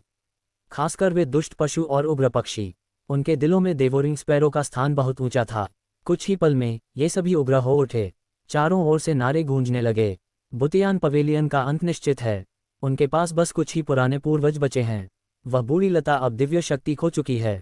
आक्रमण करो, उन्हें मार डालो। हाँ, बुतियान पवेलियन का पतन सामने है। आओ, खुलकर हत्या करें और इस पवित्र भूमि को नष्ट कर दें। तोबा कबीले का एक बूढ़ा राक्षस पागलपन से हंस पड़ा, बाल बिखरे हुए थे। उसके हाथों में कई खजाने थे। ये सब बुतियान पवेलियन के उन बुजुर्गों की संपत्ति थी जिन्हें उसने मार डाला था। असल में जिएतियान संप्रदाय से डरने वाले तो इंसान थे। ये दुष्ट पशु किसी की परवाह नहीं करते थे। इस बार वे न सिर्फ पूरे बुतियान पवेलियन को मिटाना चाहते थे, बल्कि देवोरिंग स्पैरो के कीमती पंख और हड्डियां भी हथियाना चाहते थे। वे बेहद दुर्लभ खजाने थे। सबको मार डालो, वरना भविष्य में ये बड़ा खतरा बनेंगे। शीलिंग पशु पर्वत से आवाज आए। ऐसे हालात में बुतियान पवेलियन के लोगों की आंखें लाल हो गईं। अगर शिशियू ने उस देवोरिंग स्पैरो को मारकर सब में बांटा न होता, तो शायद अब तक लड़ने की ताक भी कुछ ही लोगों में बची होती। और तभी जब दुश्मन का जोश फिर से बढ़ने लगा, दूर से जोरदार गर्जन सुनाई दी। दुष्ट पशुओं, क्या तुम समझते हो कि हमारे बुतियान पवेलियन में कोई नहीं? अग्नि गैंडे का कबीला आ पहुंचा है। कौन गुस्ताखी करेगा? तुमने बुतियान पवेलियन को बहुत सताया है। हम खून का बदला खून से लेंगे। मार्क्विस लिंग्वेई हमारी पवित्र भूमि की रक्षा करने आए हैं। शीशान कबीले के स्वामी आए हैं। लाल सूर्य कबीला सहायता के लिए पहुंचा है। मार्क्विस लिंगतियन आए हैं। जो हमारी पवित्र भूमि का अपमान करेगा वह मारा जाएगा। शी राज्य के युद्ध राजा यहाँ हैं। मानो सब पहले से तय हो, एक एक करके शक्तिशाली व्यक्ति प्रकट होने लगे। मार्क्विस लिंगतियन, महान जंगल में प्रसिद्ध नाम, और शी राज्य के युद्ध राजा जिनकी युद्ध प्रतिष्ठा अद्वितीय थी, मानव सम्राट को छोड़कर शायद ही कोई उनका सामना कर सके। ये सभी कभी बुतियान पवेलियन से निकले शिष्य थे। सालों बाद वे अपने अपने क्षेत्रों में नाम कमा चुके थे। श्रेष्ठ लोग तो राजा और मार्क्विस तक बन चुके थे। इतने सारे शक्तिशाली सहायक आते देख आक्रमणकारी जातियां चौंक गईं। बुतियान पवेलियन की विरासत गहरी है, शिष्य असंख्य हैं, वास्तव में इसकी नींव अत्यंत मजबूत है। ये दृश्य देखकर शेहाओ की उत्साही प्रकृति फिर जाग उठी। उसने आकाश में मौजूद वरिष्ठों की ओर चिल्लाकर कहा, मेरा नाम शेहाओ है। मेरे बड़े भाई शिशियू और मैं सभी वरिष्ठ भाइयों और बहनों को देवोरिंग स्पैरो का मांस खाने का निमंत्रण देते हैं। इंसान लोहे की तरह है और चावल स्टील जैसा खाना जरूरी है। वाह, क्या चाल चली! उधार की फूलों से बुद्ध की पूजा बिल्कुल सही ढंग से की। इससे और भी लोग इन दो युवकों को याद रखने लगे। हालांकि ये सब वरिष्ठ थे, वे जूनियर्स का फायदा कैसे उठाते? खासकर शी राज्य के युद्ध राजा ने जोरदार हंसी के साथ कहा, ये देवोरिंग स्पैरो इतना दुबला है, क्या ये हमारे सभी वरिष्ठ भाइयों के लिए काफ़ी होगा? हे भगवान, इसका क्या मतलब? क्या आप हमें जूनियर्स को नीचा दिखा रहे हैं? ये सुनकर शिशियू ने हाथ में पकड़ी टूटी हुई तलवार लहराई। उसने ऊंची आवाज में कहा, इसमें क्या मुश्किल है? सामने एक बेवकूफ़ कुत्ता भी तो है, मैं उसे काट दूंगा और एक और देग चढ़ा देंगे। बेवकूफ़ कुत्ता? क्या वह सामने वाले कियोंगची की बात कर रहा है? इस लड़के की जुबान काफ़ी बड़ी है। वह कियोंगची देवोरिंग स्पैरो से कमज़ोर नहीं था, वह भी एक बेहद क्रूर अस्तित्व था। यहाँ मौजूद वरिष्ठों को छोड़िए, शायद मानव सम्राट भी उसे आसानी से न मार पाए। और सामने वाला कियोंगची यह सुनते ही गुस्से से कांप उठा। ये बदमाश सिर्फ इसलिए कि स्काई फॉक्स ट्री छुपकर मदद कर रही है, यह मत समझो कि तुम मनमानी कर सकते हो। लगता है वहां मौजूद सभी लोगों को यही लगा कि देवोरिंग स्पैरो को मारते समय किसी ने गुप्त सहायता की थी, और उसी पल स्काई फॉक्स ट्री शालीनता से आकाश में उठी। बेवकूफ़ कुत्ते, बकवास मत करो। मेरे युवा स्वामी ने हमेशा अपनी ही शक्ति पर भरोसा किया है। ये दुष्ट पशु सच में अजीब हैं। क्या उन्होंने नहीं देखा कि शिशियू ने खुद वार किया था? उसकी अद्भुत तलवार कला सर्वोच्च को भी मार सकती है, फिर एक देवोरिंग स्पैरो क्या चीज़ है? असल में ये लोग खुद को बहुत ज़्यादा आंक रहे थे। वे अपनी जिद में अंधे हो चुके थे। अच्छा, संत के शब्दों से यह आदरणीय निश्चिंत हुआ। बदमाश, आओ सामना करो। ये कियोंगची वाकई दिलचस्प था। कभी कभी बुद्धि सच में बहुत काम आती है। ये कियोंगची मौत के कगार पर था, फिर भी बड़े सपने देख रहा था। शायद उसके मन में ये था कि अगर वह सामने खड़े इस इंसान को मार दे तो वह सभी दुष्ट पशुओं के बीच अपनी धाक जमा लेगा और पूरे महान जंगल का नंबर 1 दुष्ट पशु बन जाएगा। पहले पर्वत खजानों की लड़ाई में वर्मिलियन बर्ड बुरी तरह घायल होकर भाग चुका था और जुयान अपनी असली अवस्था में लौट गया था। अब डेवोरिंग स्पैरो पककर खाया जा चुका था। उसे लगा कि यह पूरा महान जंगल अब उसके कियोंगची का होगा। हालांकि सामने बहुत से सहायक आ चुके थे, पर ये सब आखिरकार अकेले ही तो थे। थोड़ी कीमत चुकाकर भी वे बुतियान पवेलियन को मिटा सकते थे। पीछे मिलने वाले विशाल लाभ के सामने ये छोटा नुकसान कुछ भी नहीं था। बेवकूफ कुत्ते, तुम्हें टुकड़ों में काटने का मन नहीं है, वरना स्वाद बिगड़ जाएगा। कियोंगची को पंख फड़फड़ाते हुए अपनी ओर आते देख शिशियू की आंखें धीरे धीरे सनकरी हो गईं और विलो गॉड की आवाज़ फिर उसके कानों में गूंजी। ये कियोंगची उस डेवोरिंग स्पैरो से कहीं अधिक मूल्यवान है। अगर पति को भरोसा न हो तो इसे अपनी दासी पर छोड़ दीजिए। बेहतरीन, अगर विलो गॉड हस्तक्षेप करे तो वह इस कियोंगची को पूरी तरह सही सलामत पकड़ सकती है। और यह बड़ा जीव तो खुद ही पूंछ हिलाता हुआ उड़कर आ रहा था, सचमुच मौत को बुला रहा था। शिशियू की नज़र में ये तो जैसे भुना हुआ मांस खुद चलकर दरवाजे पर आ गया हो। इसी बीच जमीन पर शेहाओ जोर जोर से विरोध कर रहा था। भाई, आपने पहले क्यों नहीं कहा? मेरी मिर्च खत्म हो गई है, अब तो सिर्फ भुना हुआ मांस ही खा सकता हूँ। अच्छा है कि मेरे पास अभी भी जीरे की एक शीशी बची है। अरे बदमाश, कियोंगची अभी आसमान में उड़ रहा है और तुम पहले से ही उसे खाने की सोच रहे हो। इतना तो अत्याचार मत करो, कम से कम कियोंगची महोदय को थोड़ी इज्जत तो दे दो। तुम दोनों बदमाशो, यह आदरणीय तुम्हें जरूर चीरफाड़ कर डालेगा। वाह या। इतने सारे अधीनस्थों के सामने बुतियान पवेलियन के 2 शिष्य कियोंगची को खाने की सामग्री समझ रहे थे। यह उसके लिए घोर अपमान था। पिछले हजारों वर्षों में किसी ने भी कियोंगची को इस तरह तुच्छ नहीं समझा था। महान जंगल की गहराइयों में कई लोग कियोंगची का नाम लेने से भी डरते थे। कुछ बच्चे रात में रोते थे तो बड़े लोग उन्हें कियोंगची का नाम लेकर डराते थे। और अब ये सब कैसे हो सकता है? अध्याय 57, खुशबू कितनी लाजवाब है। लियू शेन ने दिखाया अपना पाक कौशल। कियोंगची की ग्रिलिंग। तुमने क्या कहा? तुम इंसानी जाति के छोटे बदमाश। गर्र। शिशियू द्वारा इस तरह अपमानित किए जाने पर कियोंगची तुरंत भड़क उठा। उसने देखा कि पास खड़ी स्वर्गीय लोमड़ी पवित्र कन्या मुस्कुरा रही है और जरा भी हिल नहीं रही। तो उस दुष्ट प्राणी का साहस और बढ़ गया। उसका पूरा शरीर काली ज्वाला में बदल गया और वह बिजली की गति से सामने वाले पर झपट पड़ा। उसे लगा कि जरा सा भी वार इस अज्ञानी लड़के को राख बना देने के लिए काफ़ी होगा। लेकिन क्या सच में ऐसा होता? जैसे ही उस विशाल दैत्य का पंजा लक्ष्य को छूने ही वाला था, उसने देखा कि वह छोटा लड़का जरा भी नहीं हिला। उसने बस अपनी गर्भस्थ भंडार से एक विलोक बबूल की टहनी निकाल ली। यह क्या है? मजाक है क्या? और उसी पल बुतियान पवेलियन की बली आत्मा दिव्यलता अचानक चमक उठी और चुपचाप ऊपर उठी। उसने आकाश में उस विलो शाखा की ओर झुककर प्रणाम किया, मानो वह किसी राजा की आराधना कर रही हो। वह पुमो वृक्ष भी जैसे कुछ महसूस कर गया। उसने जोर लगाकर अपनी ठुड्डी उठाई और आकाश की ओर देखा। वह किसी पौधों से जुड़ी दिव्य आभा थी।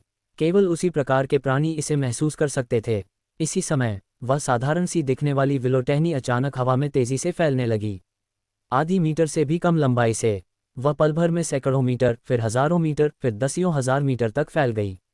हवा में एक सर्पिल सा रूप बनाते हुए उसने कियोंगची को परत दर परत जकड़ लिया। वह चाहे जितना दांत किटकिटाए, पंजे चलाए या काली ज्वालाएं उगल दे, उस विलो शाखा को जरा सा भी नुकसान नहीं पहुंचा सका। यह क्या है? तुम किस तरह का जादुई खजाना इस्तेमाल कर रहे हो, बदमाश? इस समय कियोंगची पूरी तरह स्तब्ध था।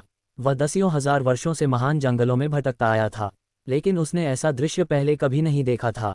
असल कारण ये था कि वह कभी शी गांव नहीं गया था।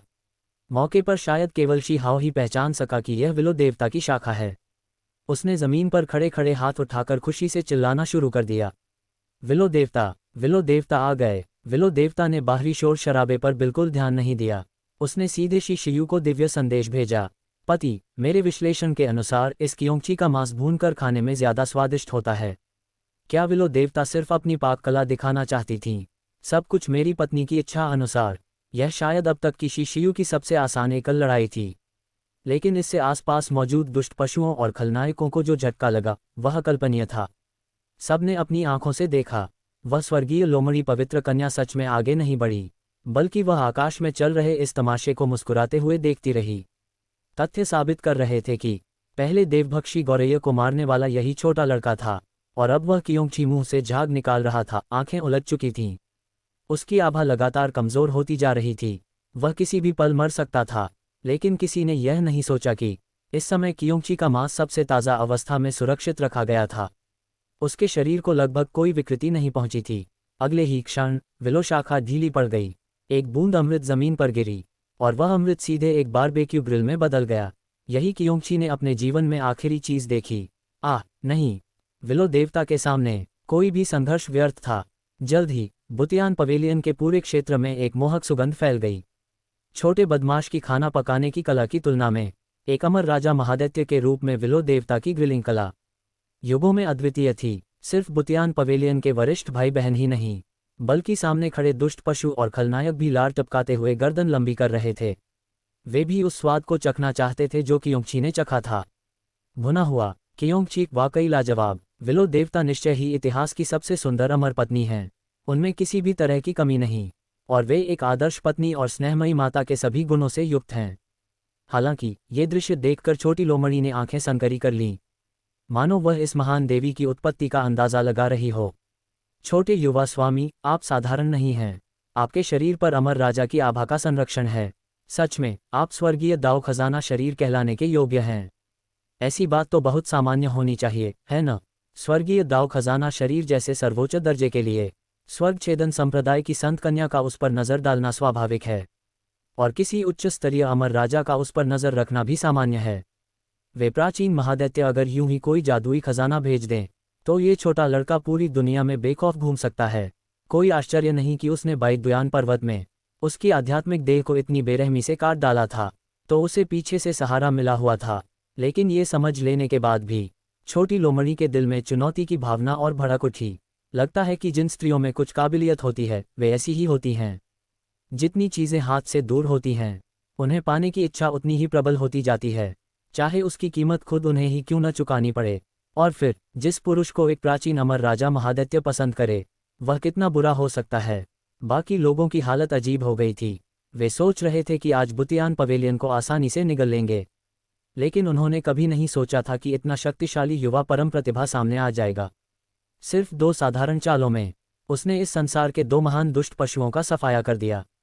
एक को देग में उबाला और दूसरे को आग पर भून डाला।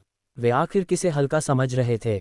हालांकि बाकी लोगों में भी ऐसे दैत्य थे जो कियोंगची का मुकाबला कर सकते थे, लेकिन वह टूटी फूटी अजीब तलवार और उस अज्ञात उत्पत्ति वाली विलो शाखा को देखकर मौजूद हर कोई डर गया। कुछ चतुर लोग तो धीरे धीरे खिसकने भी लगे। उधर बुतियान पवेलियन के शिष्य और पोते शिष्य चारों दिशाओं से समर्थन के लिए लौट आए। खासकर पत्थर देश का युद्ध राजा, उसके पीछे पूरा पत्थर देश खड़ा था। डर तेजी से फैलता है। जब आप देखते हैं कि आसपास के लोग पीछे हटने लगे हैं, तो आपके दिल में भी घबराहट जरूर पैदा होती है। वास्तव में अत्यंत क्रूर दुष्ट पशुओं और कुछ प्रमुख सरगनाओं को छोड़कर बाकी लोग लगभग पीछे हटने लगे थे। लेकिन क्या उन्हें लगा कि यह मामला यहीं खत्म हो जाएगा? क्या वे सच में समझते थे कि बुतियान पवेलियन ऐसी जगह है जहां मन आए तो आओ, मन आए तो चले जाओ? उन्होंने उन्हें बहुत कम आंका था।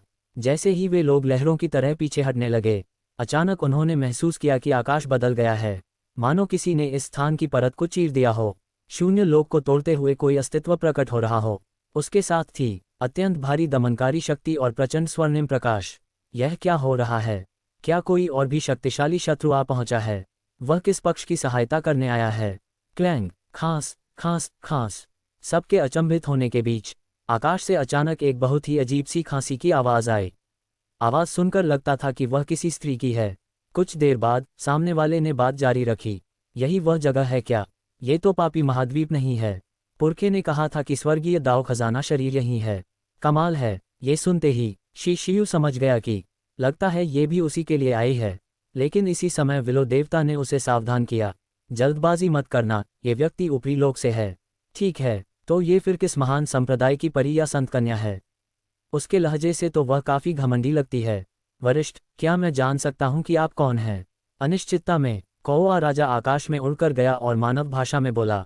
उसका स्वर अत्यंत विनम्र था, लेकिन इतनी विनम्रता भी सामने वाले को पसंद नहीं आई।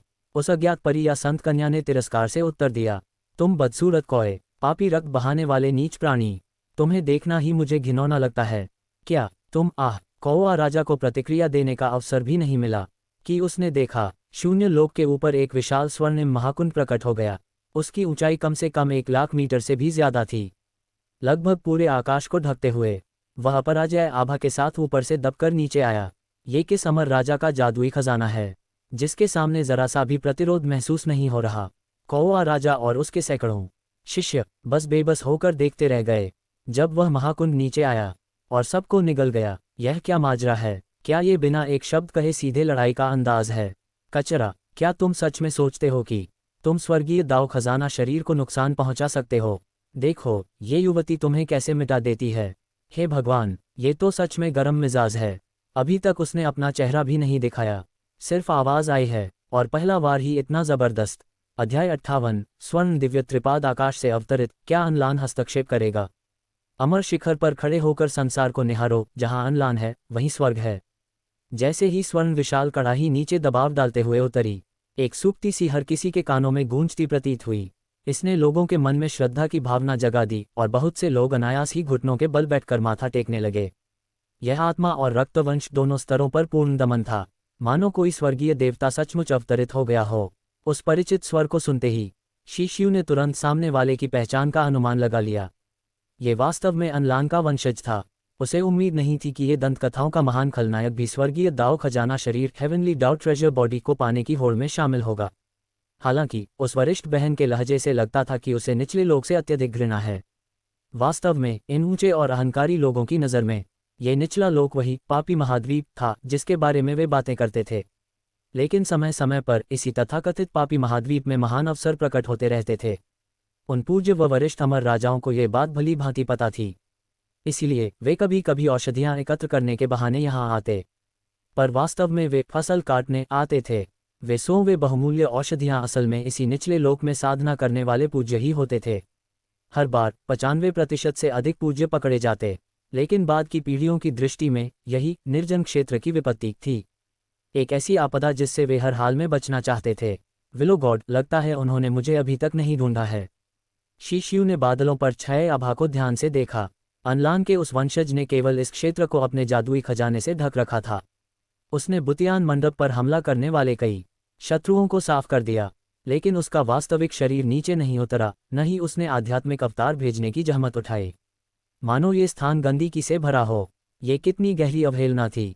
शायद ये लड़की अपनी साधना को क्षति नहीं पहुंचाना चाहती, इसलिए अभी केवल निरीक्षण कर रही है। विलो गॉड का अवलोकन हमेशा सूक्ष्म होता था। लगता था कि अनलान परिवार के लोग पहले से भी अधिक घमंडी हैं। क्या वे सच में बिना स्वयं उतरे ही स्वर्गीय दाव खजाना शरीर प्राप्त कर सकते हैं? हालांकि इसी महान हस्ती के प्रकट होने से बुतियान मंडप पर हमला करने वालों को भारी क्षति उठानी पड़ी। जो भी लोग बुतियान मंडप की सीमा से बाहर भागे, उन्हें उस खजाना कड़ाही ने समेट लिया। न राख बची, न कोई भाग पाया।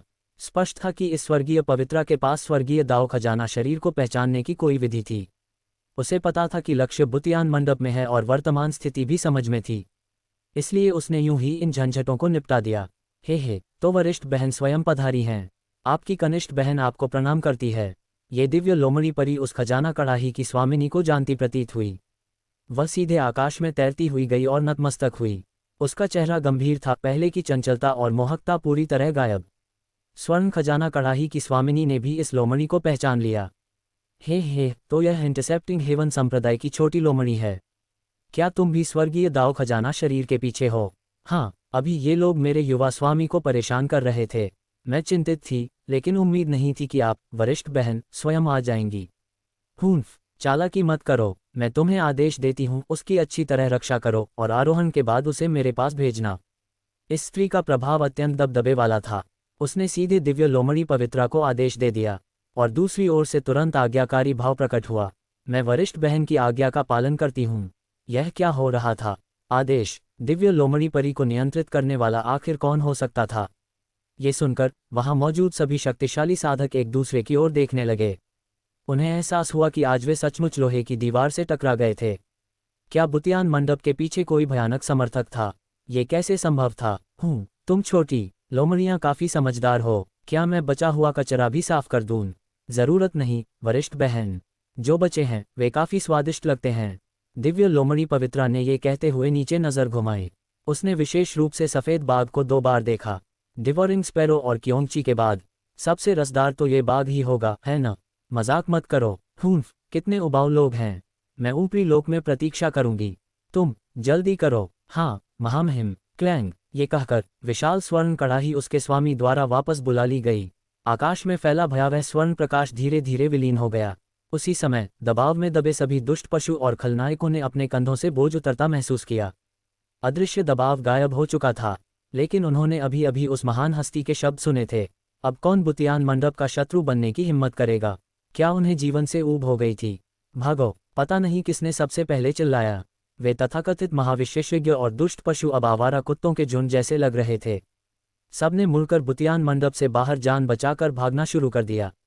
मजाक नहीं, जब ऊपरी लोक का एक अज्ञात दिग्गज तक आकर्षित हो गया, तो क्या बुतियान मंडप ऐसी चीज थी जिसे वे छू सकते? अगर अभी नहीं भागे तो क्या वे भोज का निमंत्रण मिलने का इंतजार कर रहे थे? पलक झपकते ही बुतियान मंडप के भीतर के सभी शत्रु बिना निशान छोड़े गायब हो गए, और जो लोग बचे थे वे एक दूसरे को देखते रह गए। अभी थोड़ी देर पहले ही वे क्योमची का मांस खा रहे थे और दिव्य लोमड़ी परी की दी हुई मदिरा पी रहे थे। सब अंतिम युद्ध के लिए तैयार थे, लेकिन अब ये क्या स्थिति थी? क्या वे कोई खेल खेल रहे थे? सफ़ेद बाघ कहाँ भाग रहा है? मैं अभी भी बाघ की पसलियाँ खाना चाहता हूँ। सबसे पहले प्रतिक्रिया देने वाला फिर से शी हाओ ही था। ये छोटा शरारती लड़का सचमुच पीछा करना चाहता था।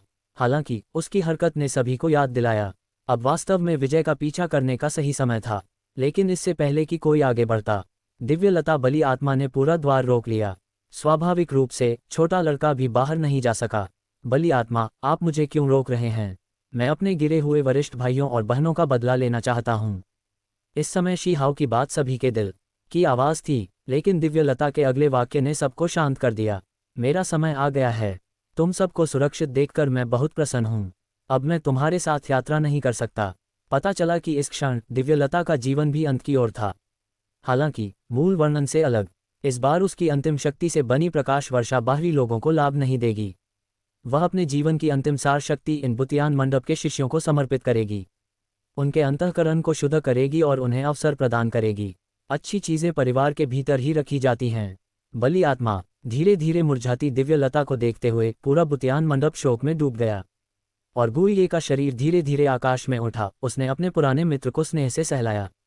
तुमने मुझे लगाया, मुझे जीवन दिया। मैंने तुम्हारा इंतजार किया और मुझे कोई पछतावा नहीं। धड़ाम! हरी लौकी तुरंत अलग होकर गुइये के हाथ में आ गई। अनगिनत दिव्यलता की शाखाएं प्रकाश वर्षा में बदल गईं, जो बुतियान मंडप की हर इंच भूमि को सींचने लगीं। चाहे वह संप्रदाय प्रमुख हों, बुजुर्ग हों या शिष्य, इस क्षण सभी इस प्रकाश वर्षा से पोषित हुए। उनकी अशुद्धियां शक्तिशाली ऊर्जा से धुल गईं। उनकी साधना विभिन्न स्तरों तक बढ़ी, लेकिन अधिकांश लोगों के चेहरे पर उल्लास नहीं था। वे टूटे फूटे बुतियान मंडप को देखकर आंसू बहा रहे थे। हालांकि उनकी प्रतिभाएं बच गई थीं, पर संप्रदाय की नींव नष्ट हो चुकी थी। केवल इमारतें ही नहीं, बल्कि पूरी आध्यात्मिकी की व्यवस्था भी बर्बाद हो गई थी। मूल आधार टूट चुका था। भले ही इस मलबे को दोबारा बनाया जाए, यहाँ की आध्यात्मिक की शायद वापस न आए। संभव है कि यह स्थान अब त्याग दिया जाए। लेकिन गुइये ने हरी लौकी थामे हुए उसे धीरे से शिशु को सौंप दिया। बलि आत्मा के पुनर्जन्म का स्थान ही बुतियान मंडप के पुनर्निर्माण का समय होगा। मैं इन्हें तुम्हें सौंपता हूँ। हे भगवान, क्या गुइये एक हाथ झाड़ू संप्रदाय प्रमुख बनना चाहता था? इतनी बड़ी गड़बड़ी पूरी तरह शिशु को सौंप दी। स्वर्गीय दाव खजाना शरीर अभी प्रतिक्रिया ही दे पाता कि एक बड़ा समूह जमीन पर घुटनों के बल बैठ गया। संप्रदाय प्रमुख को प्रणाम, संप्रदाय प्रमुख को प्रणाम। आह! ये अध्याय 59, दैत्य का पीछा और वर्ल्ड ट्रेजर बॉक्स में sign in. Oh pavilion master, गुरु, आप लोग। उसने देखा कि सामने घुटनों के बल बैठे लोगों का काला सैलाब था। शिशु के माथे पर तुरंत एक काली लकीर उभर आई। ये गुइये सच में जिम्मेदारी टालना अच्छी तरह जानता है। बुतियान पवेलियन का पुनर्निर्माण। इतनी बड़ी टोपी सीधा उसके सिर पर डाल दी, जबकि मौजूदा पवेलियन मास्टर अभी जिंदा है। लड़के, मैंने ये काम तुम्हें दे ही दिया है, अब खुद ही संभालो। गुइये की आवाज़ में हल्की सी शरारत थी। तलवार आत्मा बनने के बाद से यह बूढ़ा शायद शुरू से ही यही सोच रहा था। कृपया पवेलियन मास्टर, आदेश दीजिए। आगे हमें क्या करना चाहिए? कमाल है, एल्डर श्योंग फेई वाकई निर्दयी है। वह सबसे पहले आगे आया और अभिनय शुरू कर दिया। ये जानना चाहिए कि बस 1 घंटे पहले तक शिशु उसे गुरु कह रहा था। ठीक है, तो कृपया वर्तमान पवेलियन मास्टर ही सबको नेतृत्व देकर हमारे घर का पुनर्निर्माण करें। सभी वरिष्ठ भाई बहन मेरे साथ दुश्मन आक्रमणकारियों का पीछा करने चलिए। और कोई रास्ता नहीं था, यही सबसे अच्छा उपाय था जो शिशु को खुद को इस स्थिति से निकालने के लिए सूझा। बुतियान पवेलियन के मूल लोग यहीं रहकर पुनर्निर्माण करें। पुराने पवेलियन मास्टर के निर्देशों के अनुसार काम जारी रखें, और शिशियू पहले आए बाहरी युवा जन को लेकर उन लोगों का पीछा करेगा। पकड़ पाएं या नहीं, अभियान के बाद सभी घर लौट आएंगे। इस तरह वह, जिसे जबरन इस पद पर बैठाया गया था, खुद को अलग कर सकेगा। शिशियू अभी बहुत युवा है, वह किसी एक जगह बंधना नहीं चाहता। हालांकि अब से बूतियान पवेलियन उसके नाम के अंतर्गत है। इसे एक चलता फिरता विजिटिंग कार्ड भी माना जा सकता है, जो जहां जाए काम आएगा। युवा स्वामी, क्या आप उन लोगों का पीछा करने जा रहे हैं? मैं रास्ता दिखा सकती हूँ। जैसे ही उसने सुना कि कोई जा रहा है, वह आकाशीय लोमड़ी स्त्री तुरंत बेहद उत्साहित हो गई। ऐसा नहीं लग रहा था कि यह केवल अनलान परिवार की दिव्य कन्या के वादे की वजह से है, बल्कि इसलिए कि उसकी रुचि शिशियू में दिन ब दिन बढ़ती जा रही थी। ऐसा पुरुष जो अलग अलग पवित्र कन्याओं का ध्यान आकर्षित कर सके, अगर उसे मजबूती से पकड़ लिया जाए तो यह निश्चित ही एक परिपूर्ण शिकार होगा। हालांकि इस समय शिशियू इन बातों पर ध्यान देने के मूड में नहीं था, क्योंकि लंबे समय से प्रतीक्षित साइन इन फिर से शुरू हो चुका था। डिंग, बधाई हो होस्ट, आप एक संप्रदाय के अधिपति बन गए हैं। ये साइन इन आपको एक खजाना प्रदान करेगा। शानदार। पिछले कुछ साइन इन सभी शीर्ष स्तरीय वस्तुएं लेकर आए थे। उसे पूरा भरोसा था कि इस बार भी कुछ अलग नहीं होगा। क्या है? डिंग, बधाई हो, आपने एक वर्ल्ड ट्रेजर बॉक्स प्राप्त किया है जिसमें एक स्वतंत्र लघु संसार मौजूद है। बेहतरीन चीज, ये कभी वाइल्ड हेवन सम्राट का खजाना हुआ करता था। यह न केवल वस्तुओं और लोगों को संग्रहित कर सकता है, बल्कि संकट के समय इसमें छिपकर शरण भी ली जा सकती है। इसके अलावा ये खजाना बेहद मजबूत है, साधारण हमलों से इसे तोड़ा नहीं जा सकता। इसके साथ एक अतिरिक्त जानकारी भी है, लिटिल बटरफ्लाई का सुराग। ये प्राचीन 10 महान दुष्ट जातियों में से एक नस्ल है। एक बार इसका साधना पथ शुरू हो जाए तो इसका भविष्य असीमित है। हालांकि सुराग के अनुसार ये लिटिल बटरफ्लाई अभी मेडिसिन किंग वैली में है। ये बूतियान पवेलियन से बहुत दूर है। फिलहाल जल्दबाजी की ज़रूरत नहीं, वैसे भी कोई और इसे ढूंढ नहीं सकता। पहले सामने मौजूद इन डूबते कुत्तों से निपट लें। उस जबरदस्त बाहरी युवा जन के कारण बूतियान पवेलियन पर हमला करने वालों में से 90% से अधिक पहले ही मारे जा चुके थे। अब बूतियान पवेलियन की ओर संख्या अधिक थी और विरोधी बेसहारा कुत्तों की तरह भाग रहे थे। उनकी अंतिम हताश पलटवार से बचने के लिए बूतियान पवेलियन के लोग आमतौर पर कई लोगों के समूह में एक लक्ष्य का पीछा कर रहे थे। अगर विरोधी किस्मत से अपने संप्रदाय तक लौट गया तो ठीक, और अगर बीच रास्ते में पकड़ा गया तो बिना दया के मार डालो। मैं तुम्हारे साथ हूं, तुम्हें कोई आपत्ति तो नहीं? मूल रूप से शीहाओ शिशियू के साथ जाना चाहता था, लेकिन ये जगह सीधे उस आकाशीय लोमड़ी स्त्री ने छीन ली। सब लोग इन दोनों के रिश्ते को समझते थे, इसलिए किसी के लिए कुछ कहना कठिन था। आखिरकार बूतियान पवेलियन के लिए ऐसा समर्थक होना भी एक बड़ी मदद है, और वह छोटी लोमड़ी भी साफ तौर पर कुछ और इरादे रखती थी। जब केवल वे दोनों ही बचे, उस छोटी लोमड़ी ने अचानक शून्य लोक की ओर झुककर प्रणाम किया, और विलो गॉड की शाखाएं अपने आप धीरे धीरे बाहर तैराईं, हवा में लहराती हुईं, मानो उपहार का प्रत्युत्तर दे रही हों। क्या इन दोनों ने पहले ही एक दूसरे की उपस्थिति महसूस कर ली थी?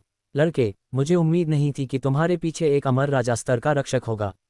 मैंने तुम्हें कम आंका। यह आवाज़ स्मॉल पैगोडा की थी। ये चीज़ कभी बिना लाभ के नहीं बोलती। पिछली महायुद्ध के दौरान इसने चुपके से ज़मीन पर गिरे कई खजाने उठा लिए थे, और जब किसी का ध्यान नहीं था तब सबको निगल गया। वह गॉड स्ट्राइकिंग स्टोन, जैसे ही इसे धातु या रेत दिखती, ये सब खा जाता।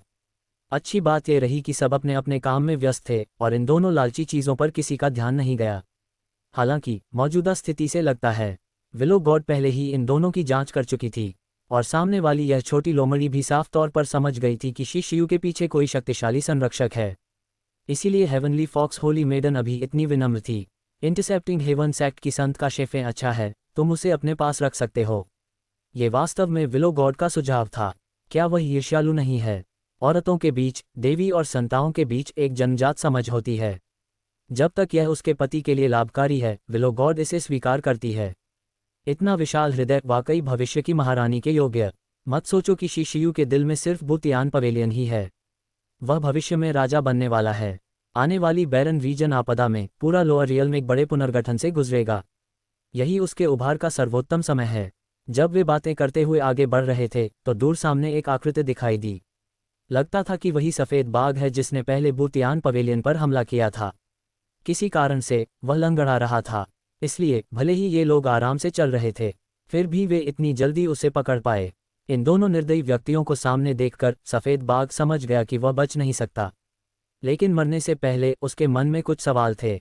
भूतियान पवेलियन के लड़के, क्या तुमने मेरे बेटे को बाइडुआन पर्वत में देखा है? पता चला कि यह सफ़ेद बाघ उद्देश्य के साथ भूतियान पवेलियन गया था। एक ओर वह लूटपाट करना चाहता था, दूसरी ओर वह अपने लापता बेटे का पता भी लगाना चाहता था। वह वही छोटा सफ़ेद बाघ था जिसे पहले युवा स्वामी कहा जाता था। किसी ने देखा था कि इस लड़के का ब्रोकन स्काई सिटी में उस छोटे सफ़ेद बाघ से टकराव हुआ था। अरे वाह युवा स्वामी, उसके पिता बदला लेने आ गए हैं। ये सवाल सुनते ही आकाशीय लोमड़ी स्त्री हल्के से मुस्कुराए और सामने वाले बड़े बाघ ने तुरंत समझ लिया, तो सच में तुम ही थे लड़के जिसने मेरे बेटे को नुकसान पहुंचाया। मर जाओ, मार डालो। इस लंगड़े बाघ का सामना करते हुए शिशियू ने इसे जरा भी गंभीरता से नहीं लिया, बल्कि उकसाने के लिए अपने पेट पर थपथपाया। तो फिर मैं तुम्हें पिता पुत्र को यही मिलवा देता हूँ। घास अक्षर तलवार रहस्य, रोमांटिक स्वर्ग की तलवार इच्छा लहराकर गुजरी। एक विशाल बाघ का सिर उड़ गया, उसकी आंखें खुली रह गईं, हैरानी से भरा भाव। ये बिल्कुल उसी निगलने वाले गौरैया जैसा लगा जिसे पहले मारा गया था। शायद ये दुष्ट प्राणी समझ ही नहीं पाते कि वे, जो इस मानव से कई महान क्षेत्रों ऊपर थे, एक ही तलवार से क्यों कट गए। अरे ये वही चाल थी। तब मेरा आध्यात्मिक शरीर तुम्हारे पास था, तुम निर्दयी आदमी। इस बार हेवनली फॉक्स होली मेडन ने सब कुछ साफ साफ देख लिया। वह उस शानदार चाल से पूरी तरह स्तब्ध रह गई। ये कैसी तलवार चाल थी। ऐसा लगा कि चाहे इस लड़के के हाथ में टूटी तलवार हो या सिर्फ घास की एक पत्ती, वह फिर भी सूर्य और चंद्रमा को चीर सकता है। वे तथाकथित राजा और यहाँ तक कि सर्वोच्च अस्तित्व भी इस लड़के के हाथों एक ही तलवार में ढेर हो जाएं। यह एक भयावह पुरुष है, लेकिन ठीक इसी तरह का पुरुष उस छोटी लोमड़ी के लिए घातक आकर्षण रखता था। कोई और उपाय नहीं, इंटरसेप्टिंग हेवन सेक्ट को ऐसे ही लोग पसंद हैं। यह उनके सिद्धांतों से पूरी तरह मेल खाता है। शिशियू का प्रभुत्व हेवनली फॉक्स होली मेडन को और अधिक बाहर निकल पाने में असमर्थ कर रहा था। क्या तुम्हारे पास शराब है? हमारे पास फिर से भुना हुआ मांस खाने को है। ये सफ़ेद बाघ शुद्ध रक्त वाला जीव है। क्या तुम इसे खाकर भारी कर्म नहीं झेलोगे? तो फिर तुम्हें खाने की ज़रूरत नहीं। दूर हटो, बाघ का दिल और जिगर मेरा है। अध्याय 60, कुनपेन का घोंसला प्रकट, तियानशेन पर्वत से निमंत्रण। स्वाद अच्छा है, क्या पेट भर गया? करीब आधा घंटा बीत गया। 10 मीटर से भी लंबा एक विशाल सफ़ेद बाघ अब सिर्फ हड्डियों का ढांचा रह गया था।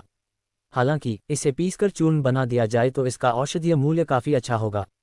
इसे संभाल कर रख लो, बेकार मत जाने दो। मैं समझ नहीं पाया, लेकिन ये स्वर्गीय लोमड़ी पवित्र कन्या सच में खूब खाती है। उसने लगभग पूरा बाघ अकेले ही खा लिया। सबसे अहम बात यह थी कि इतना खाने के बाद भी उसके शरीर में ज़रा सा भी बदलाव नहीं आया। ये तो वही चीज़ है जिसकी सबसे ज़्यादा इच्छा मानव लड़कियां करती हैं। और मज़ेदार बात यह कि खाने के बाद उसने मुझे छेड़ना भी शुरू कर दिया। तुम सच में कितने निर्दयी हो, सफ़ेद बाघ के पूरे परिवार को अपने पेट में मिलवा दिया। अरे ज़्यादा तो तुमने ही खाया है। पता नहीं क्यों शिशियू को अचानक लगा कि उसके सामने खड़ी यह आकाशीय लोमड़ी स्त्री काफ़ी प्यारी भी है। कुल मिलाकर वह उसे दिन ब दिन ज़्यादा अच्छी लगने लगी। खासकर कल विलो गॉड की स्वीकृति के बाद उसके मन में एक विचार और भी मजबूत हो गया। अगर वह भविष्य में सचमुच एक महान अधिपति बन गया तो शायद 3000 सुंदरियां भी उसके पास हों। यह मत कहना कि तुम नहीं चाहते। ये तो हर ट्रांसमाइग्रेटर की अपेक्षा होती है, वरना इस स्वर्ग प्रदत्त अवसर का क्या फ़ायदा। अगर वह फिर से ब्लू स्टार अपनी पुरानी दुनिया में होता तो इस समय शिशियू कैसा होता? सुबह 9 से शाम 5, 996 को सौभाग्य समझा जाता। शायद लोग उसे एक छोटे शहर का परीक्षा उत्तीर्ण युवक कहते। कम वेतन कमाता, उन घरों की कीमतें देखता जिन्हें वह कभी खरीद नहीं सकता। उसकी प्रिय लड़की किसी ऐसे व्यक्ति के साथ चली जाती जो 10 लाख का दहेज दे सकता। ये सब असहाय वास्तविकताएं हैं, लेकिन यहाँ वह 10,000 में एक प्रतिभा है। वह बुतियान पवेलियन का नया संप्रदाय प्रमुख है। वह स्वर्गीय दाव खजाना शरीर का धारक है जिसे ऊपरी लोक के अनगिनत शक्तिशाली लोग दामाद बनाना चाहते हैं। यह अंतर सच में बहुत बड़ा है। एक ही व्यक्ति अलग अलग पहचान में पूरी तरह अलग जीवन जीता है। यही तो भाग्य की सही व्याख्या है।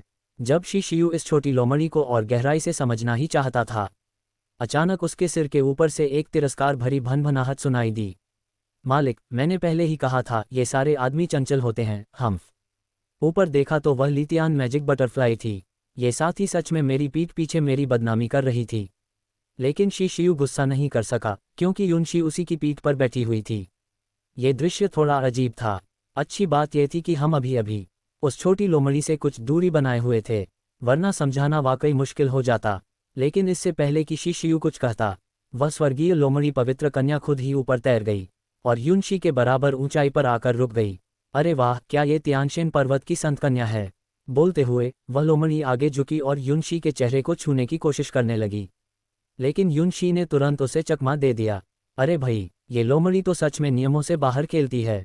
एक ही पल में युनशी घबरा गई, लेकिन अगले ही क्षण लोमड़ी आगे बढ़ ही नहीं पाए, क्योंकि उसकी एक पूंछ को पीछे से शिशियू ने पकड़ लिया था और जोर से उसे नीचे खींच लिया। ओह युवा स्वामी, मेरी पूंछ क्यों पकड़ रहे हो? क्या ये लोमड़ी जानबूझकर परेशानी खड़ी कर रही है? उसे नज़रअंदाज करते हुए शिशियू आगे बढ़ा और सीधे पूछा, युनशी, तुम ठीक हो? कहीं घायल तो नहीं? अभी अभी हमारे बुतियान पवेलियन में भयंकर युद्ध हुआ था। नहीं, मैं ठीक हूँ शीदागे। हमारे प्राचीन देव पर्वत वंश के कुछ लोग भी घेराबंदी में शामिल थे, इसलिए हमारा तियानशेन पर्वत।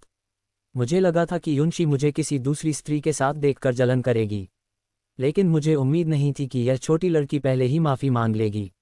असल में तियानशेन पर्वत पहले तटस्थ रहना चाहता था और उसे विश्वास नहीं था कि बुतियान पवेलियन टिक पाएगा, लेकिन वर्तमान स्थिति किसी ने नहीं सोची थी।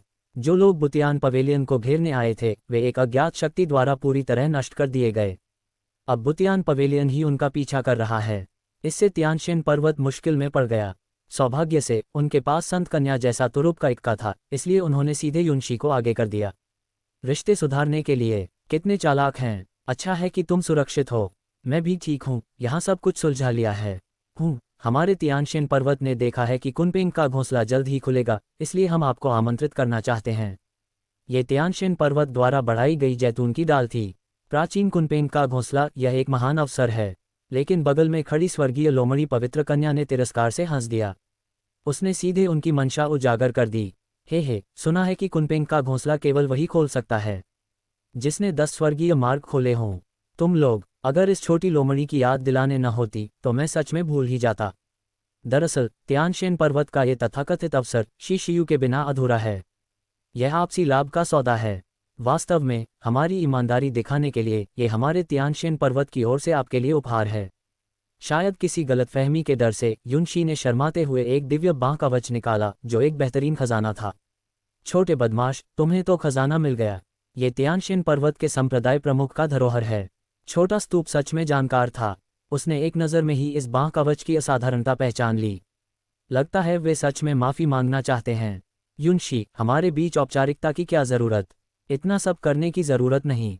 हालांकि शब्दों में विनम्रता थी, लेकिन किसी ने सीधे बांह कवच पहन लिया और युनशी का छोटा हाथ भी थाम लिया, जिससे लितियान मैजिक बटरफ्लाई गुस्से में फूंकार उठी। मालिक, इन बदमाश आदमियों पर भरोसा मत करो। तुमने अभी देखा नहीं? वाह, वाकई प्राचीन क्रूर जीव के काबिल है। उसकी बुद्धि सच में कमाल की है। क्या इसलिए कि कभी उसे ज़बरदस्ती दबाया गया था? ये बड़ी तितली अब भी नाराज़ है। और वह छोटी लोमड़ी भी कम नहीं थी। वह धीरे धीरे हवा में तैर गई। सामने खड़ी बड़ी तितली को शरारती मुस्कान से देखते हुए बोली, अरे वाह, एक प्राचीन क्रूर जीव। छोटी तितली, क्या तुम बड़ी बहन से टकराने की हिम्मत करती हो? कहते ही एक शक्तिशाली की बाहर फूट पड़ी, जिसने पूरे क्षेत्र को ढक लिया। यह इंटरसेप्टिंग हेवन संप्रदाय की संत कन्या थी। क्या कोई भी उसकी निंदा कर सकता था? इस दबाव से लितियान मैजिक बटरफ्लाई तुरंत चुप हो गई। अगर लोमड़ी अपनी ताकत न दिखाए तो क्या सच में उसे बीमार बिल्ली समझ लिया जाए? इस लोमड़ी ने अभी अभी सफ़ेद बाघ खाया है, क्या वह एक छोटी तितली से डरेगी? अगर यह एक वयस्क शुद्ध रक्त लितियान मैजिक बटरफ्लाई होती तो शायद बात कुछ और होती। लेकिन ये तो अभी एक लावा है, आगे विकसित होगी या नहीं ये भी अनिश्चित है। ऐसे समय पर छोटी लोमड़ी को चुनौती देना क्या उचित है? स्विश, जैसे ही शिशियू ने भी दबाव महसूस किया, विलो गॉड की एक डाल धीरे से बाहर आई, हवा में हल्के से लहराए और अदृश्य दबाव को समाप्त कर दिया। ये देखकर युनशी ने तुरंत हल्का सा झुककर अभिवादन किया। विलो गॉड जिए को प्रणाम। अच्छी बच्ची, कुनपेंग का घोंसला 1000 साल में एक बार प्रकट होता है। चलो वहां जाने की योजना पर बात करें। विलो गॉड ही असली मात्र शक्ति हैं। भले ही पहले मुलाकात न हुई हो, ये स्वर्गीय लोमड़ी पवित्र कन्या इसे महसूस कर सकती थी। यही वह अस्तित्व है जो शिशियू के पीछे खड़ा है। तो आप ही विलो गॉड जिए हैं। अभी अभी ये दासी कुछ असभ्य हो गई थी, मैं बस। क्या ये छोटी लोमड़ी जानबूझकर अपना स्तर नीचे दिखा रही है? क्या ऐसी छोटी चालें विलो गॉड को धोखा दे सकती हैं? स्वर्गीय लोमड़ी पवित्र कन्या, हमारे बीच औपचारिकता की ज़रूरत नहीं। अगर तुम उसके पास रहना चाहती हो तो अपनी सच्चाई दिखाओ। निश्चिंत रहिए, जिए आप जल्द ही देख लेंगी। मुझे कुनपेंग के घोंसले के बारे में काफ़ी जानकारी है, मैं ज़रूर मदद करूंगी। तो हम साथ चलेंगे। रास्ते में कई कठिनाइयां होंगी, उम्मीद है तुम सब एक दूसरे का सहारा बनोगे। ठीक है, जिए जिए। छोटी लोमड़ी को इतना विनम्र होते देख वह विलो की डाल भी धीरे धीरे आगे बढ़ी, और जो लोमड़ी पहले कुछ घमंडी थी अब बेहद आज्ञाकारी हो गई। उसकी दो आंखें मासूम और बेहद प्यारी लग रही थीं। लगता है ये छोटी लड़की अच्छी तरह समझती है कि वह किसका सामना कर रही है। ये दबाव तो उनके इंटरसेप्टिंग हेवन संप्रदाय के पुराने पूर्वजों में भी नहीं था। सौभाग्य से यह अपना ही पक्ष है, वरना। अध्याय 61 शुद्ध रक्त किंगलुआन यूनशी को छीनना चाहता है और उसे भून दिया जाता है। सब लोग कृपया मेरे पीछे आइए, आगे अभी कुछ और साथी हैं। मानना पड़ेगा, ताइगु दिव्य पर्वत से आए ये लोग सच में बहुत चालाक थे। असल में हेवनली गॉड माउंटेन के अलावा उनकी वंश रेखा के लोग अलग अलग जगहों से भी आए थे, और ये लोग मानव संसार के बारे में लगभग कुछ भी नहीं जानते थे। लेकिन इंसानों को वे बेहद तुच्छ समझते थे। यह एक स्थानिक जहाज था और आगे का रास्ता विनरेबल्स सम्मानित महान शक्तियों द्वारा खोला गया था। यूनशी अभी अभी सबको शिशियू से परिचित कराना ही चाहती थी। तभी एक युवक सामने आया जो खुद को किंगयुन यंग मास्टर कहता था। कहा जाता था कि उसका दादा एक सच्चा विनरेबल था। उसके साथ 2 अंगरक्षक थे और उसका रवैया बेहद घमंडी था। जब इस यंग मास्टर ने यूनशी और शिशियू को पास आते देखा तो उसने उनके सामने ही उनका मजाक उड़ाया। यूनशी, तुम एक इंसानी लड़के के साथ क्यों हो? क्या यही वह प्रसिद्ध हेवनली दाओ ट्रेजर बॉडी है? अच्छा, उसे पता था कि मैं हेवनली दाओ ट्रेजर बॉडी हूँ, फिर भी यह आदमी उछलकूद कर रहा था। ये साफ तौर पर पहले से तय किया गया था। यंग मास्टर, यह एक शुद्ध रक्त किंगलुआन है। इसके पूर्वज पहले ही हेवनली गॉड बन चुके हैं। सामने खड़े इस किंगयुन यंग मास्टर के बारे में हेवनली फॉक्स होली मेडन काफ़ी अच्छी तरह जानती थी, और इस छोटी लोमड़ी की बात सामने वाले ने भी सुन ली। इससे वह और भी ज्यादा घमंडी हो गया। वह तो बस एक इंसान है, इसमें कुछ खास नहीं। ये यंग मास्टर उसे मार डालेगा। यूनशी, तुम मेरे साथ चलो। ये साथी थे या दुश्मन? इसने तो सीधे शिशियू से औरत छीनने की कोशिश शुरू कर दी और उसे मारने की धमकी भी दे दी। क्या ये जीने से ऊब चुका था? किंगयुन यंग मास्टर, मत। शायद पुराने परिचय के कारण यूनशी का भाव इस समय बहुत अजीब था। वह इस किंगयुन यंग मास्टर की उद्दंडता से बेहद नाराज थी, लेकिन आखिर वह एक हेवनली गॉड का वंशज था। यूनशी नहीं चाहती थी कि उसका आदमी किसी हेवनली गॉड के वंशज को उकसाए, इसलिए उसने यथासंभव बीच बचाव करने की कोशिश की। लेकिन कुछ लोग ऐसे ही होते हैं, जितना तुम नर्म पढ़ो उतने ही वे ज्यादा आकर दिखाते हैं। ये देखकर कि सामने वाला पीछे नहीं हटा, इस आदमी ने सच में अपना लंबा भाला निकाल लिया। उकसावा, किंगयुन यंग मास्टर, है न? तुम मुझसे जानलेवा लड़ाई चाहते हो? इस बदतमीज किंगलुआन को देखकर शिशियू अब और सहन नहीं कर सका, और इसी समय वह छोटी लोमड़ी उसके कान में आग में घी डालने लगी। मैंने सुना है कि शुद्ध रक्त किंगलुआन बहुत स्वादिष्ट होता है और इसे खाने से साधना में भी मदद मिलती है। वाह, लगता है ये छोटी लोमड़ी शुरू से ही यही सोचकर आई थी, है न? वह कर्म में उलझने और हेवनली गॉड का दुश्मन बनने से डरती थी, इसलिए पीछे से बस शिशियू को उकसाती रही। असल में वह खुद ही बहुत लालायित थी। यूनशी, मैं तुम्हारे हेवनली गॉड माउंटेन की इज्जत रख रहा हूँ, लेकिन इस आदमी ने बार बार मेरी सीमा लांघी है। किसी को गुस्सा होते देखकर यूनशी पहले समझाना चाहती थी, लेकिन शब्द उसके होठों तक आकर वापस चले गए। इस मामले में सच में उनकी ही तरफ गलती थी। उसे उम्मीद नहीं थी कि किंगयुन यंग मास्टर का स्वभाव ऐसा होगा, लेकिन ताइगु दिव्य पर्वत के इन लोगों के रिश्ते वाकई बहुत जटिल थे। यूनशी के लिए भी कुछ कहना कठिन था। इसे बस एक सुंदर स्त्री का भाग्य ही कहा जा सकता है। अगर स्त्री साधारण हो तो कुछ नहीं, लेकिन अगर वह देश को पलट देने जितनी सुंदर हो तो बहुत से लोग स्वाभाविक रूप से उसके लिए प्रतिस्पर्धा करेंगे। लेकिन ये सारे प्रतिद्वंद्वी इतने स्वादिष्ट क्यों थे? छोटी लोमड़ी की बात सुनकर और सामने वाले को फिर से द्वंद्व की मुद्रा में देखकर शिशियू ने सीधे अपनी टूटी हुई तलवार निकाल ली। ये किंगलुआन खुद ही मौत मांग रहा था, किसी और को दोष नहीं दिया जा सकता। मारो। 8 उग्र तलवार गठन। शायद शक्ति ज्यादा होने और इस छोटे किंगलुआन का शरीर चकनाचूर हो जाने के डर से शिशियू ने इस बार बड़ा दांव नहीं खेला, लेकिन उसे उम्मीद नहीं थी कि यह छोटा किंगलुआन भले ही ताकत में कमजोर हो, बेहद फुर्तीला था। वह बाएं दाएं चमका, उछला कूदा और मेढक की तरह इस वार से बच निकला। ये देखकर शिशियू को थोड़ी हैरानी हुई। लगता था इस आदमी के पास कुछ तरकीबें थीं। हा, तुम बेकार हो, अब मेरी बारी है तुम्हें मारने की। 8 उग्र तलवार गठन से बचने के बाद ये छोटा किंगलुआन अचानक खुद को बहुत सक्षम समझने लगा।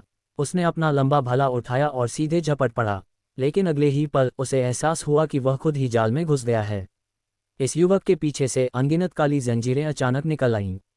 उनमें नियमों की शक्ति भरी हुई थी और उन पर रनें चमक रही थीं। आसमान में वे एक एक आध्यात्मिक सांप की तरह लपक पड़ीं। भागने का कोई रास्ता नहीं। आदेश की काली जंजीर। वह असल में वर्मिलियन बट फोर्स स्ट्राइक्स इस्तेमाल करना चाहता था, लेकिन यह आदमी बहुत ज़्यादा घमंडी था, इसलिए शिशु ने उसे कड़ा सबक सिखाने का फैसला किया। बुरा हुआ, जन्मजात किंगलुआन, जल्दी ये देखकर कि सामने वाला नियमों की शक्ति नियंत्रित कर सकता है, ये छोटा किंगलुआन कैसे विरोध करने की हिम्मत करता। उसने तुरंत अपना असली रूप धारण किया और सबसे तेज गति से इस भयानक शून्य क्षेत्र से भागने की कोशिश की, लेकिन वे जंजीरें उसकी पंखों और टखनों में लिपट गईं। पल भर में उसे जकड़ लिया गया। भागो, अगर हिम्मत है तो और भागो। जंजीरों को नियंत्रित करते हुए शिशु ने उस विशाल पक्षी को धीरे धीरे खींच लिया। उसके हाथ में टूटी हुई तलवार भयानक चमक बिखेर रही थी। वहां मौजूद हर कोई जानता था कि अब क्या होने वाला है। यूनशी उसे रोकना चाहती थी, लेकिन सामने वाले की कीमती तलवार पहले ही नीचे गिर चुकी थी। अरे वाह, ये सच में शुद्ध रक्त किंगलुआन है। जल्दी भूनो, मेरे पास इसे बचाने का तरीका है। छोटी लोमड़ी, तुम तो पूरी तरह मास्टरमाइंड निकली। हालांकि यूनशी को शर्मिंदा होने से बचाने के लिए ये दोनों जहाज के पिछले हिस्से में छिपकर मांस भूनने लगे। जल्द ही भुने हुए बत्तख जैसी खुशबू पूरे केबिन में फैल गई और यूनशी खुद को जीभ चाटने से रोक नहीं सकी। मानना पड़ेगा, इस शुद्ध रक्त जीव का स्वाद सच में लाजवाब था। तुम दोनों अज्ञानी लोग, मेरे स्वामी पर इतना भारी कर्म डाल दिया और मुझे खाने के लिए कुछ भी नहीं दिया। ये फिर से लिथियन मैजिक बटरफ्लाई की आवाज़ थी, जो हमेशा न्याय की बात करता था। यह जरूर यूनशी की लालची नज़र देख चुका था। वैसे भी इस किंगयुन यंग मास्टर और यूनशी की ज़्यादा मुलाकातें नहीं हुई थीं। यह आदमी बस संतनी की सुंदरता पर ललचा रहा था, तो ऐसे आदमी को इज्जत देने की क्या ज़रूरत। उसके पीछे की ताकतों की किसे परवाह। हर पाप का एक कर्ता होता है, हर कर्ज का एक देनदार। जाकर शिशु से हिसाब मांगें। तो ये भुनी हुई टांग अपने मालिक को दे दो, चुपके से काट मत लेना। जानते हुए कि यूनशी खुद मांगने में शर्माएगी, शिशु ने सीधे एक पक्षी की टांग फेंक दी और उस बड़े तितली ने बिना झिझक उसे पकड़ लिया और तुरंत अपने मालिक के पास उड़ गया। ऐसी बातें शिशु के लिए अब आम हो चुकी थीं। बाइडुआन पर्वत में वह ऐसे कई प्राचीन दुष्ट पशु खा चुका था। उस समय लोग बदला लेने खुद चलकर आते थे, जैसे वह बूढ़ा सफ़ेद बाघ। और हमारे बुटियन पवेलियन के पवेलियन मास्टर ने दया करके उसके बाघ पिता पुत्र को 5 आंत मंदिर में मिलने भी दिया। कितना सुंदर दृश्य। अगर किंगलुआन परिवार से कोई बदला लेने आए तो उन्हें भी वैसा ही स्वागत मिले। हा, इस छोटे से घटनाक्रम के बाद पहले उबाऊ लगने वाली यात्रा तुरंत दिलचस्प हो गई। वैसे भी उस छोटे किंगलुआन के परिवार को अभी कुछ पता नहीं था। किसे परवाह। धड़ाम धड़ाम धड़ाम। जैसे ही सब चुपचाप स्वादिष्ट भोजन का आनंद ले रहे थे, अंतरिक्ष में अचानक उथल पुथल होने लगी। पहले की सुचारू यात्रा पल भर में खतरनाक हो गई। अगर वे आगे बढ़ते रहते तो शक्तिशाली समय स्थान की शक्ति सबको चीर सकती थी। जल्दी बाहर कूदो, कहीं भी पहले इस समय स्थान तूफान से बचो। शिशु ने तुरंत फैसला लिया। उस छोटी उड़ने वाली नाव ने अचानक शून्य को चीर दिया और बाहर निकल आई, सीधे एक विशाल समुद्र में जा गिरी। हे भगवान, ये किसी महान महासागर विनरेबल का क्षेत्र लगता था। घुसपैठियों का आभास होते ही दर्जनों विशाल शार्क और ऑक्टोपस चारों ओर से उमड़ पड़े। तुमने हमारे विनरेबल के क्षेत्र में अतिक्रमण किया है, बिना दया के मार डालो। तुरंत विशाल ऑक्टोपस की एक एक टेंटेकल छोटी नाव की ओर झपट पड़ी।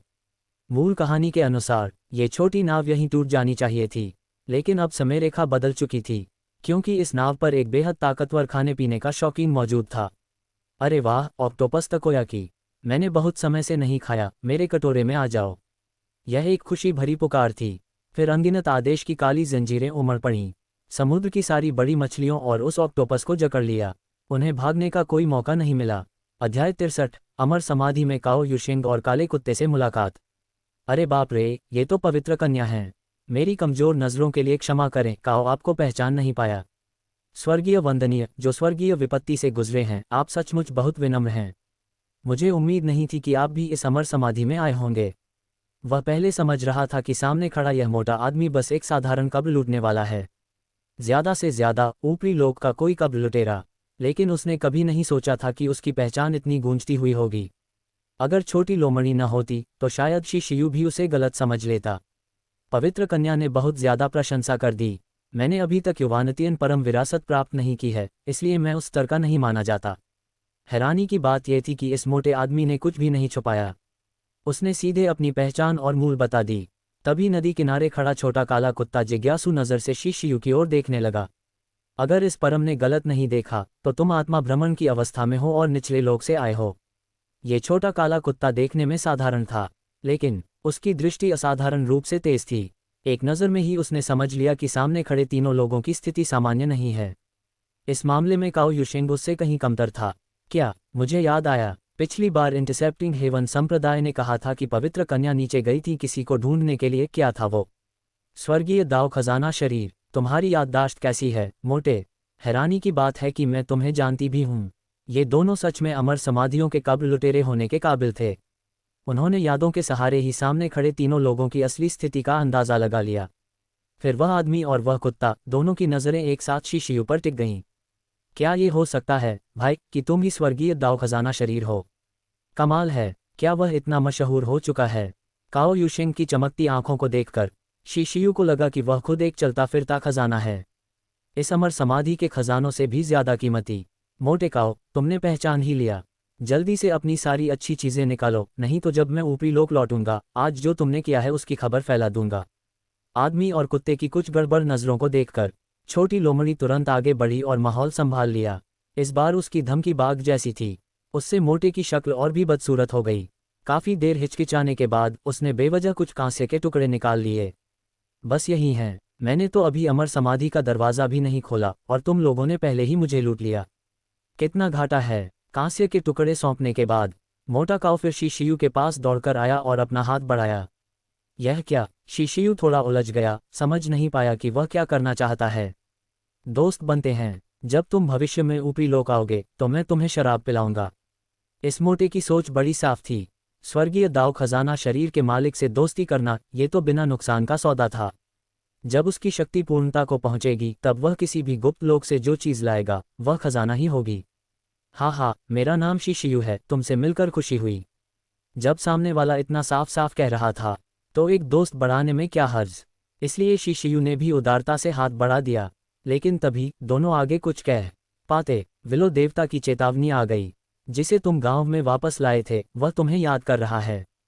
हमें लौटना होगा। क्या हुआ? शीशियू समझ भी नहीं पाया था कि क्या हो रहा है। उन तीनों की आकृतियां तुरंत धुंधली हो गईं और वे सीधे काओ युशेंग और काले कुत्ते के सामने से गायब हो गए। इस तरह ये प्राचीन अमर समाधि की यात्रा बिना किसी निष्कर्ष के समाप्त हो गई। विलो देवता, क्या हुआ? जब शीशियू ने दोबारा आंखें खोलीं, युनशी और छोटी लोमड़ी अभी पूरी तरह जागी नहीं थीं। केवल उनकी नाव रुक चुकी थी। उन पर कोई हमला नहीं हुआ था और समुद्र शांत था। बस इतना था कि आगे से कुछ धुंधला सा नजदीक आता महसूस हो रहा था। उफ, क्या हुआ? मैं तो मोटे काऊ से अच्छी खासी वसूली करने वाली थी। छोटी लोमड़ी अंगड़ाई लेते हुए अनिच्छा से उठी। तभी उसकी हथेली में कुछ कांस्य के टुकड़े दिखाई दिए। वह सच में इन्हें वापस ले आई थी। इसका मतलब यह था कि अगर वे उस गुप्त लोक को पूरी तरह खोज लेते तो वहां की चीजें भी बाहर लाई जा सकती थीं। क्या हुआ? छोटी लोमड़ी के जागते ही युनशी ने भी धीरे धीरे आंखें खोलीं, लेकिन उसका संतुलन बिगड़ गया और वह सीधे शीशियू की बाहों में गिर पड़ी। पास खड़ी छोटी लोमड़ी की आंखों में ईर्ष्या की आग जल उठी। क्या, मुझे भी अपने यंग मास्टर की बाहों में आना है? लेकिन ये छोटी ड्रामा क्वीन अपनी बात पूरी भी नहीं कर पाई थी कि बगल में खड़ी लियतियन जादुई तितली ने हैरानी से पुकारा, मालिक, वह क्या है? दूर क्षितिज पर एक विशाल काली आकृति धीरे धीरे उनकी ओर बढ़ती दिखाई दी। बिल्कुल शांत, जैसे समुद्र में भटकता हुआ कोई यात्री। उससे एक बेहद अवास्तविक एहसास आ रहा था। शीशियू ने उस दिशा में देखा। उसे लगा कि वह कुछ अविश्वसनीय देख रहा है। वह एक काला जहाज था, बिना किसी नाविक के काला जहाज। धीरे धीरे उनकी ओर बहता चला आ रहा था। उसके आसपास कोई अवरोध नहीं था। क्या ये निर्दयी महान सम्राज्ञी की कागज की काली नाव हो सकती है? आकाश को ढकने वाली त्रयी पड़ चुके पाठक के रूप में शीशियू भला इसे न पहचानता।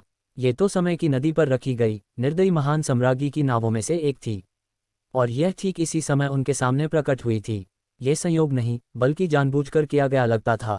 और भले ही विलो देवता के पास सिर्फ एक रेशे जितनी की शेष थी, फिर भी उन्होंने सबसे पहले निर्दयी महान सम्राज्ञी के आगमन को महसूस कर लिया। इसीलिए उन्होंने जबरन इन तीनों को वापस खींच लिया। मैं समझ गया। याद दिलाने के लिए धन्यवाद, विलो देवता। काले जहाज को धीरे धीरे पास आते देखकर उनके साथ यात्रा कर रहे अन्य लोग उसकी ओर देखने की हिम्मत भी नहीं कर पा रहे थे। कहा जाता था कि जो भी उस जहाज पर चढ़ा वह बिना कोई निशान छोड़े गायब हो गया। यह एक अत्यंत भयानक अस्तित्व था। लेकिन शीशियू के लिए यह काला जहाज उसके अपने घर जैसा था। थोड़ा पुराना जरूर था, पर बाकी सब ठीक था।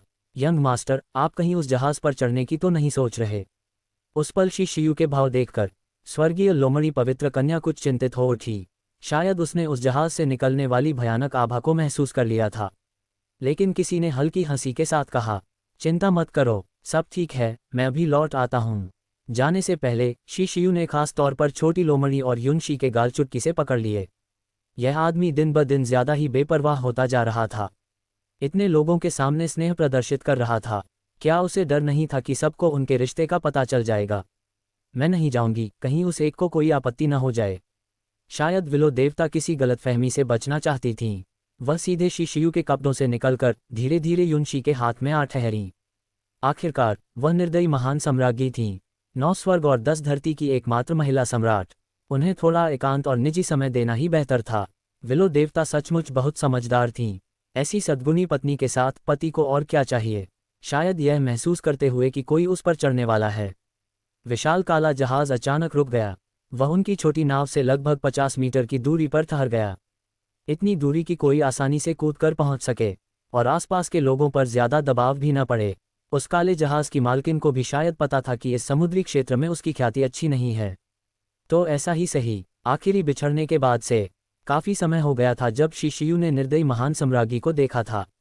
इस यात्रा के दौरान वह उन्हें बहुत याद करता रहा। ये बड़ी बहन तो कोई संदेश भी नहीं भेजती। शायद इस बार जब वे आत्मा भ्रमण में ऊपरी लोक पहुंचे, उनकी कि वहां तक पहुंची और इसी वजह से इस महिला सम्राट ने इसे महसूस किया, तभी यह सब घटित हुआ, है ना? हालांकि 9 स्वर्ग और 10 धरती की महिला सम्राट होने के नाते निर्दयी महान सम्राज्ञी के पास ये योग्यता थी। क्यों वह खुद आकर इस युवक से मिले? क्यों ये युवक खुद पहल करके उनके पास न आए? स्वूश! सबको हल्का सा विदा संकेत देकर शीशियू सीधे उस विशाल जहाज पर कूद गया। जैसे ही वह डेक पर स्थिर हुआ, वह परिचित आकृति उसकी आंखों के सामने प्रकट हो गई। वह थी निर्दयी महान सम्राज्ञी, और उन्होंने पहले से ही शराब और व्यंजनों से सजी एक मेज लगाकर रखी थी, मानो किसी दिलफेंक युवक के आने का इंतजार कर रही हों।